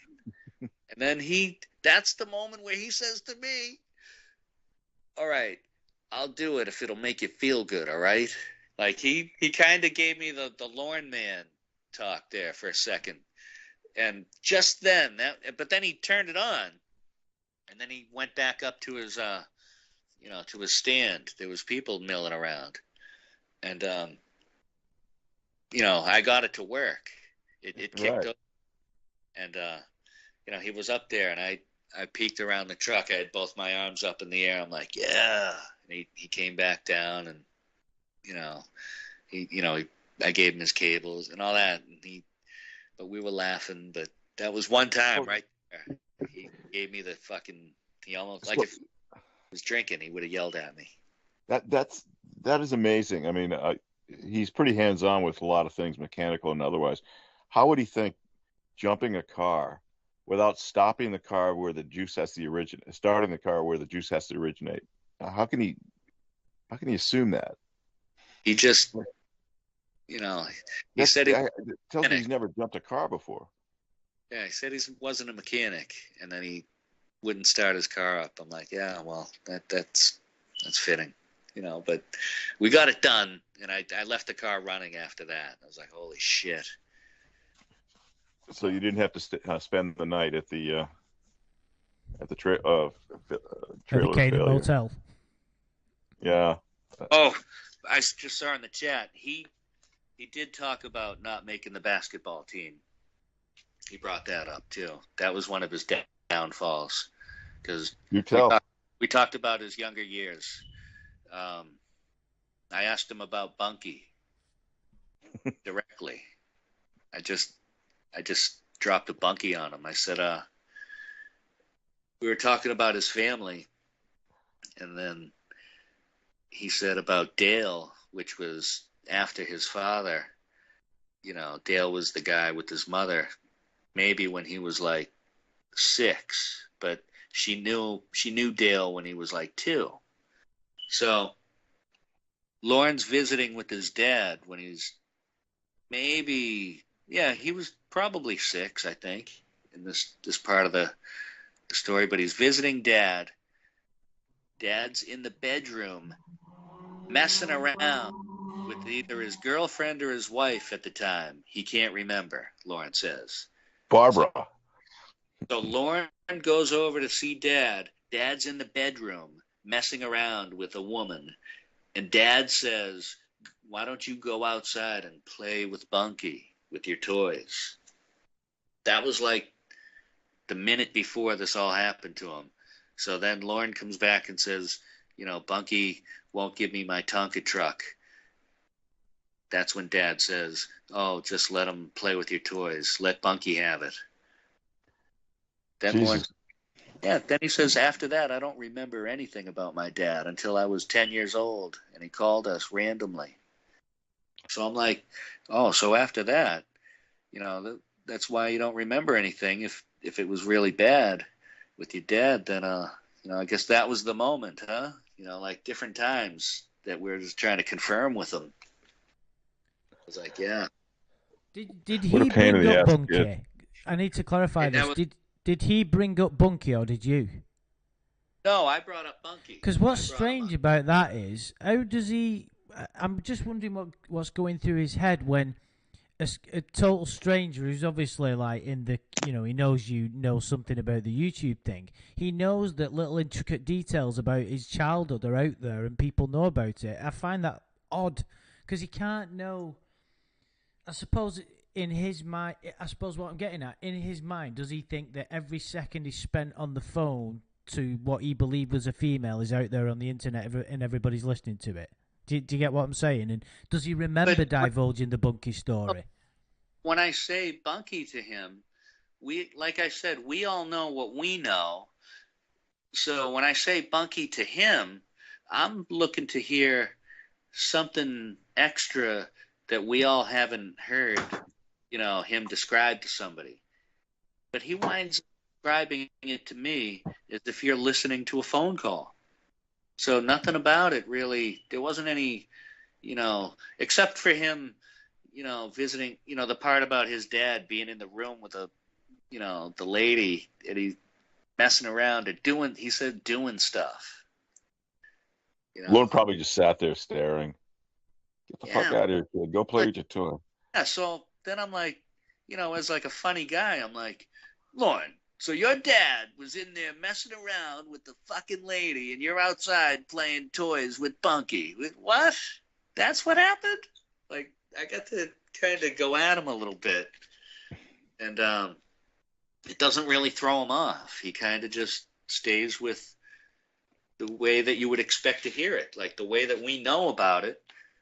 And there wasn't much else. It was kind of like he stayed in the character, really. Or he was in character back then. Like, there wasn't much else to it. Yeah. Well, that adds to the story, though.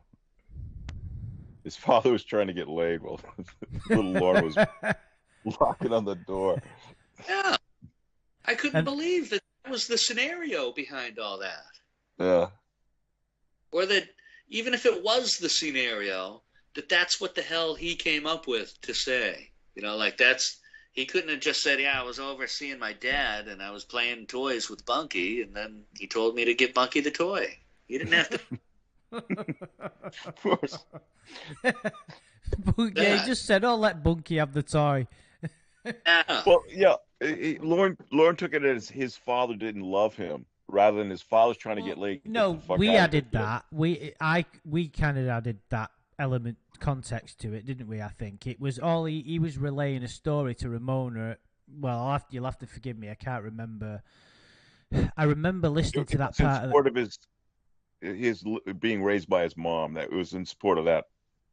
Right. So he was kind of trying to justify his lack of good attitude towards women, maybe. Right. It was a Tonka toy too, Tonka truck. He mentions. And that I don't know if that all the difference in Lorne's world. That probably means that so that'd be like a mitigating factor in his court case. Right? It was a Tonka toy. What I'm interested in, Socks, really, is how did you feel when you were talking to him about all this? Did you change your opinion of him at all? Did you feel sorry for him at any point? I didn't feel sorry. We've had enough time over the course of this whole Lornography experience that I'm kind of set. Like most people, he did what he did.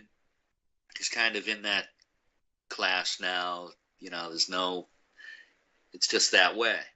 So the fact that there was like this entertaining stuff, makes him more palatable than, some of the other people where there isn't this element of entertainment that came out of it. So I'm in front of this guy knowing what he did. And, you kind of have to put that aside because obviously you think about it too long and then it turns into something else. So, but being entertained for so long by him, I couldn't help but to be drawn to the talk, to the conversation. That it was like an interview at times. Sometimes it was like just jokes with buddies. It felt like sometimes I felt like, holy shit, because I know what we did before. I know what you did, Andrew. You came to another country and all we did was look at them, and and things that came about around it and what that meant to the whole history of everything. So me sitting there in the moment, having lived through that, and a lot of the other, just everything I've been around, kind of desensitized me to the situation. So I was able to handle it, and just kind of joke around because I was relaxed, and there was so much background I had on them that I didn't really want to leave. It was starting to, there was bad weather coming in. So that's what made me, he wanted to pack up a little bit, but he made me feel welcomed. I asked him if I could stay partway through the visit, and he didn't mind if I stayed. So, cause I was done looking around and buying things. So otherwise to be hanging around, we'd have to be talking, because otherwise there was nothing going on. So he didn't mind the talking. So it was kind of, I was in the moment. I really felt, happy to be engaged in this conversation with him because of all the time I had spent, invested, so getting to, like, it was like a meet and greet, except the guy was a little nefarious. Right. So it was Doctor of Cornville. There was a hidden mic, just so you know. The quality's a little rough, but some content makers have it, and maybe they'll make something out of it. Yeah. Did you feel like when you were leaving that you've had enough, or did you want to stay longer? I mean, it came to a natural finish. It came to a natural end. So I would have had to have, made something, to do, like ask him more, because the yard sale was over. So at that point, I'm either going to ask him if he wants to get something to eat or go bowling, or, what the hell am I going to ask him? So I didn't do anything like that. And then when we were, parting ways, before I left, he was starting to grab some tarps and, cover up his things. They were going to pack it up the next day or something. So I helped him. Pack it up. So it was kind of, we knew I was going to be leaving, and, then, I even said to him, I kind of was like, hey, I'm not like these internet people, so I'm not going to try to, call you on the phone or something. And, he was laughing. He was like, yeah, I know, right? So then I was just like, hey, listen, and then he was even like, hey, I'm going to have this next year probably. So if I see you next year, you're my friend from Boston, and I'll see it, we just kept it kind of light, but I was very fulfilled in having got to spend that time. I just brought up whatever was on my mind and was tried to be careful, not to go in any, weird direction that might derail the whole thing. But otherwise, I would have. Again, you could talk about anything you want because you knew. I mean, you're telling him everything, and you've seen everything. So it's not like you have to. Everything was on the table, and like I've listened back to this stuff many times leading up till now. Like it's still pretty entertaining for me to sit down and hear him just chatting away. So hopefully it's able to be, made into, content that's able to be consumed right now it's a little raw, and some of it's unlistenable, but there's definitely a lot of stuff that we talked about, people that we talked about. There is something else I want to know about what your thoughts are about him, because we only observed him in court and listened to him cry. Do you, having a conversation with him and listening to all his delusions, did you get any feeling that all isn't well upstairs? That's obviously a crude way of saying it, but do you understand what I mean? Did you get any kind of insight into his character? Are you clearer about anything about him? I think the guy tried to start a car without starting his car, bro. Tried to jumpstart a car. That tells you so much about him. He had two space heaters that didn't work that somebody wanted to buy, and he said, "Well, you can have them for free because they're just parts." So I think these were some of the same space heaters that were talked about when he was, in the wintertime trying to keep the house warm with kerosene. Yeah, kerosene ones, right. All that fucked up shit. But so he tells the guy, "Well, they're for parts." The guy says, "Well, I'm not that mechanically inclined." The guy says, Lorne says to him, "Well, maybe you can take," no, he says, "Maybe you can take one of them or take both of them and make one out of two of them."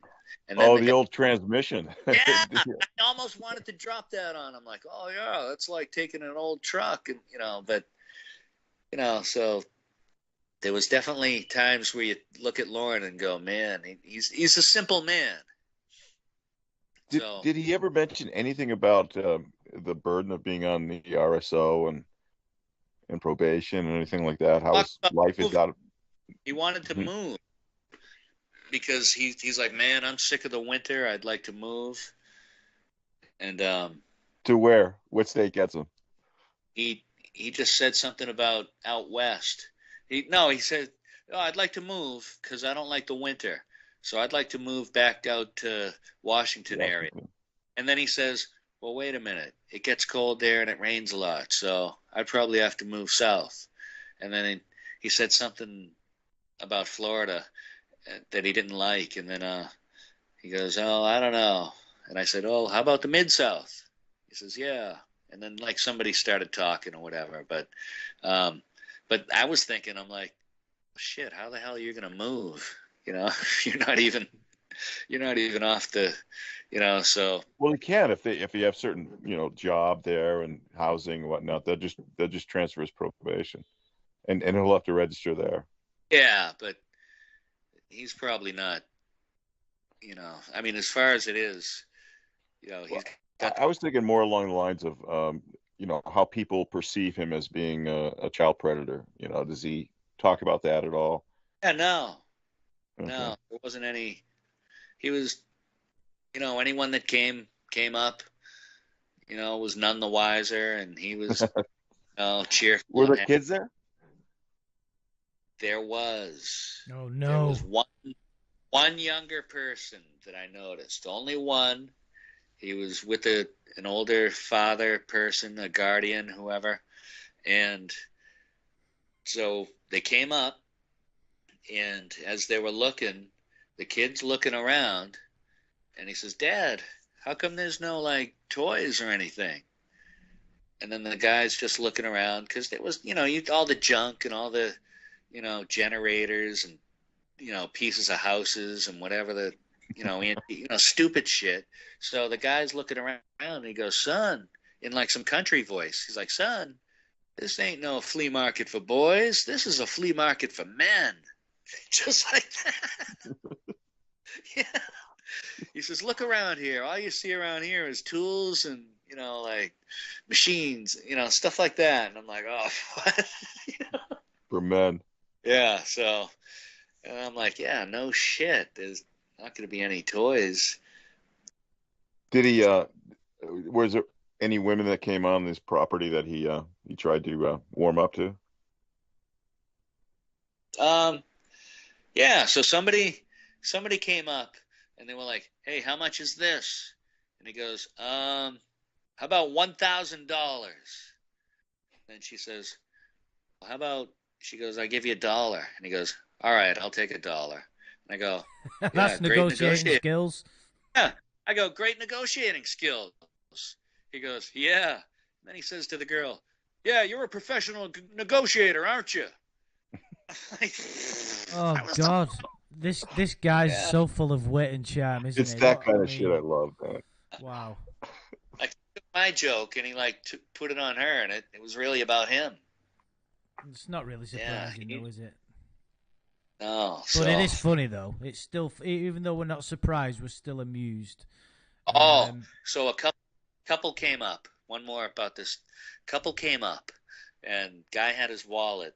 They were buying some pottery or something. And so Lorne says, like the lady says something to Lorne, and he says, yeah, if you say that, it makes, because the husband had the wallet with the money they were buying. He goes, yeah, if you say that, it'll make the green stuff come out. Huh? What? Yeah. I was like, that was like one of the first things. I was like, what the fuck did you just say? Yeah. I wanted to say white stuff to him, but I just couldn't. It was too early in the day to do that shit. Yeah, I would imagine if you made references to his chat log, that might have froze things right then. But he's got to know you've read it, you know? Did you tell him you read this chat log? And I didn't say explicitly that I had, but, you know, I said I've heard everything and I'm up to date. You know, I mean, I kind of put it out there for him. Yeah, I don't know. Well, shit. Man. Yeah, what else? No, that's quite the experience. It is. It's quite an enchanting tale. It's typical of the journey that Lornography has taken. Really, it's sort of come to this moment. It's great. Sort of a natural follow-on from the court scenario that we were. This is kind of the next level, really. But it's all good fun, and it's interesting that he's just not changed, has he, at all? I don't know why I'm even having to point that out. You know, it's kind of inherent to who he is, but we still, I suppose we still kind of we're always trying to project our own views and values onto him, and we just think that he's going to get it at one point, don't we? I think that's the way I look at it, and to hear him get more and more twisted in this world is just kind of I always find it interesting and entertaining to hear. So the fact that he's still going on about Xavier and, you know, how the country music thing is all NBC's fault, that he didn't make it, I still find that rather interesting. And I do find it interesting as well that he's still kind of happy in his, well, not happy, it might be the wrong way of saying it, but, you know, he's getting on with life, he's doing his yard sale, he's engaging with people, and the way that he chooses... Yeah. It's crazy, really. I mean, he is one in a million, Lorne. He really is. You would think that if he had learned anything or had grew from this experience, and I use that word loosely, this would be the ideal opportunity to demonstrate that. Talking to somebody like Sox one-on-one, no bullshit, you know, and hearing what he's really like instead of hearing how he would react to something, you know, getting information out of him, actually being sincerely interested in what he has to say about the truth, but he hasn't. I think that Sox nailed it and said that he's a simple man. And that simple way of saying that is very... He's a mongoloid. That's sorry. But it's really, I mean, we go over and over the chat log.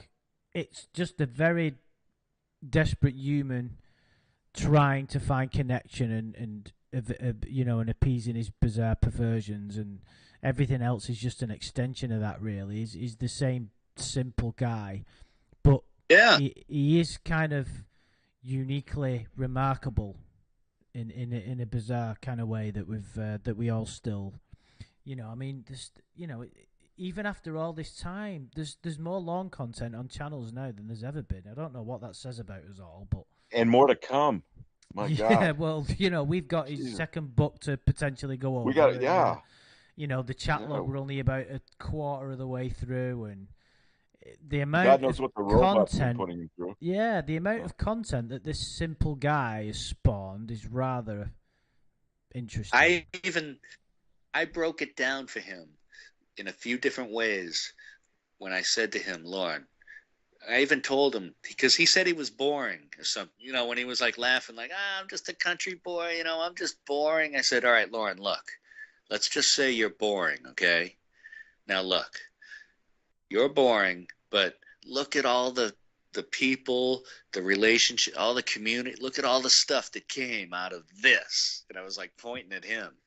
Like what you're saying right now, Andrew, I was able to communicate towards him like just exactly meshing together what he's done and how people feel about it all in one little, sentence with him and sentiment. And he was all happy about it. It didn't. Yeah, well, he doesn't think that we're admirers of him, does he? No, but he still gets giddy to know that there's people that... He's got the attention he wants. Right, exactly. That's what I thought. If it winds up good, but he still thinks like, oh, those people have nothing else to do and hours, and he like he plays it one way, but I'm one of those people, and I just show up. True, and absolutely. There's some questions in the chat. Do you mind fielding? Andrew, do we have time to field some of these questions? No, I'm afraid we don't. Okay. Just a couple more minutes, maybe one or two, and then we're going to have to quit. Well, they're wondering, one question is, how did the fat tooth look in real life? In general, I guess is hygiene. I'd be interested in knowing that.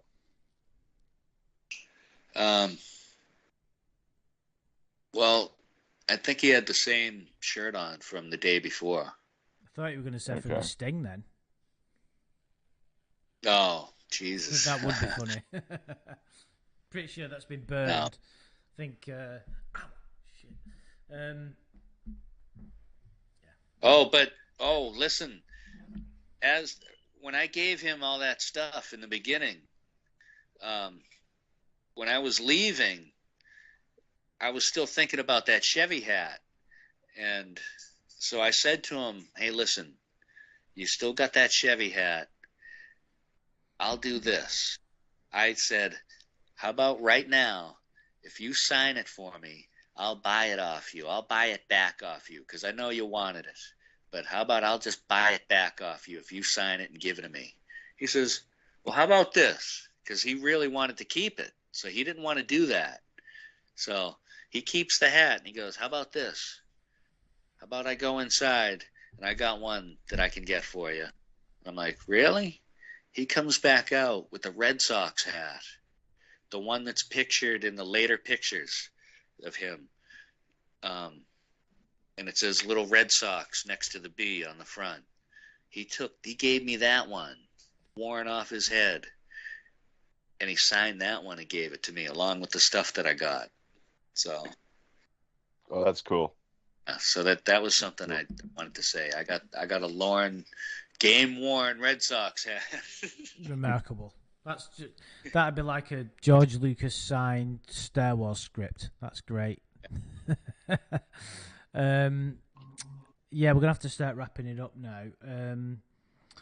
Socks. Yes. Do you kind of the overall experience? Did you enjoy it? Yes. Yes. Yeah, I understand that because the overall court experience was remarkably entertaining. You can't describe why you enjoyed it, but you did. Yeah. Yeah, it was worth doing, for the time we've all spent involved in all this stuff. That it was right in there. It definitely made all of this better and worth having done in the past. So it made all of it really fun. It was cool to just jab with Lorne and shoot the shit and throw quips from phone calls at him. He didn't have any problems. We got along. So, it might be a good approach for anybody who goes to the yard sale again to maybe just approach him like that, honestly, see what he has to say. I don't think there's anything that he's not going to throw you off his property or anything, or that's for sure. But if you're polite with him, it looks like he'll talk to you. Yeah, I mean, you saw how he was nice to all the shoppers. Anybody that he was nice with Up North group too. I mean that was pretty cool. Yeah. So but, you've heard it here first, guys. You've now got permission to stalk Lorne should you wish to. So just go down to his place, hang out, ask him a few questions. All is good. It's actually the opposite of what I said. Being honest with him and open about who you are. And not lurking in the bushes and shit. Well, you've just blown my fucking idea. Thank you very much. I know. I would do that too. Real quick, we did. He did ask me a few questions and ask me stuff about me, and he that was one thing where when I was talking to him that I broke kayfabe a little bit, and so there was a little bit of humanity involved with a lot of the fun that we did have, though. So I'll just say that. That's cool. Interesting. Yeah. Right. Okay. Well, thanks for taking the time, dude. It's you went down there, which is one thing, but you were kind enough to let us all know about your insight and take the time to do this. So thanks a lot, dude. It's been good to catch up with you again, and I hope everybody in the chat has enjoyed it. And of course, thank you, Mr. Koala, for being here as always, my good friend. Thank you very much. Thank you, Andrew. Yeah, really. Andrew, get some clams, man. Yeah, listen, we're missing that steak for way too long, you and me, Shin. Yeah, but, yeah. I'm planning on coming back to Maine, or at least that part of the States. I've got to, so definitely soon. Maybe even next year for the Lord sale. I might turn up in a disguise. Yeah. Last time Sock and I met at this Clam Shack, a homemade ice cream place. It was great. Oh, yeah. I got my lucha mask. Have Andrew. Yeah. No, dude, 100%. I really enjoyed it in Maine, Boston, the drive. Everything was brilliant. So 100% now that we've got COVID out of the way and all that, and we can start to have a normal life. Things are a little bit easier, but yeah, definitely. So, guys in the chat, thank you so much. Thanks for your comments. I know we've had quite a lot of people in, for obvious reasons, listening to the tale. So thanks a lot. And if anybody's gonna, excuse me, real quick, Socks, if you're gonna watch this video and replay, some comments may be addressed to you. So if anybody wants to comment on that. If there is any questions, I'll go through the comments afterwards, and I'll say whatever I can answer, and then in the future there's going to be a handful of content creators that have all this stuff that if they want to clip it up and make things, and then you guys can get the full listen, and you can kind of hear all the quiet parts and all the stuff and get your own view. But in the meantime, I don't really do much on a channel, so I don't have a good way to put it out, but I'll answer anything in Andrew's chat after, no problem. Great. So yeah, guys, anybody that's got any questions that we've not had a chance to get through, just put them in the comments, and Socks will get to them when he can. So that's great. So guys, have a brilliant rest of your day. Thank you very much to Socks and Shin and myself. Yeah. You guys for having me. No problem whatsoever. So it's been a lot of fun, and yes, we'll be back at some point, I would imagine, with maybe the 38